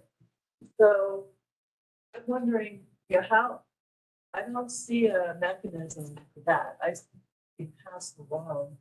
I'm wondering how you guys can embrace community programs that are already out there, especially the culturally, the more culturally appropriate, because there's a lot of really good ones out there that should be supported by us, that have been around for a long time. And I don't see any kind of inclusion of existing programs. Again, back to my directory issues, right? Be able to access care for what's already there rather than starting something new, but people that don't know.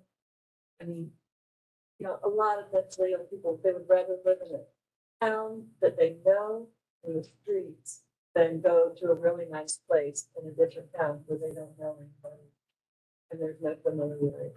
So I just feel like for this to work, we have to include what's already here.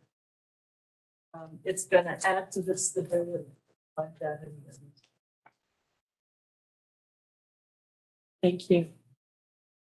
Just a very quick comment. It echoes what I just said about a lot of people who are put on the volunteer training system. Illness, the only thing is keeping up. And I feel like, well, we need to prioritize people who are already. There's the whole idea of prevention.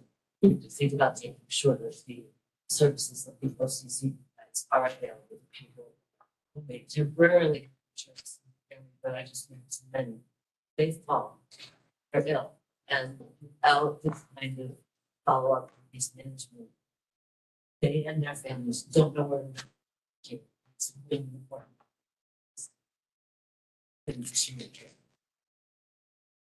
Thank you. Diana, is there anybody on the line? Oh, we're on video. It is your turn now. If you have your hand raised, if you'd like to comment. I do not see anybody's hand raised on video. To give it another second.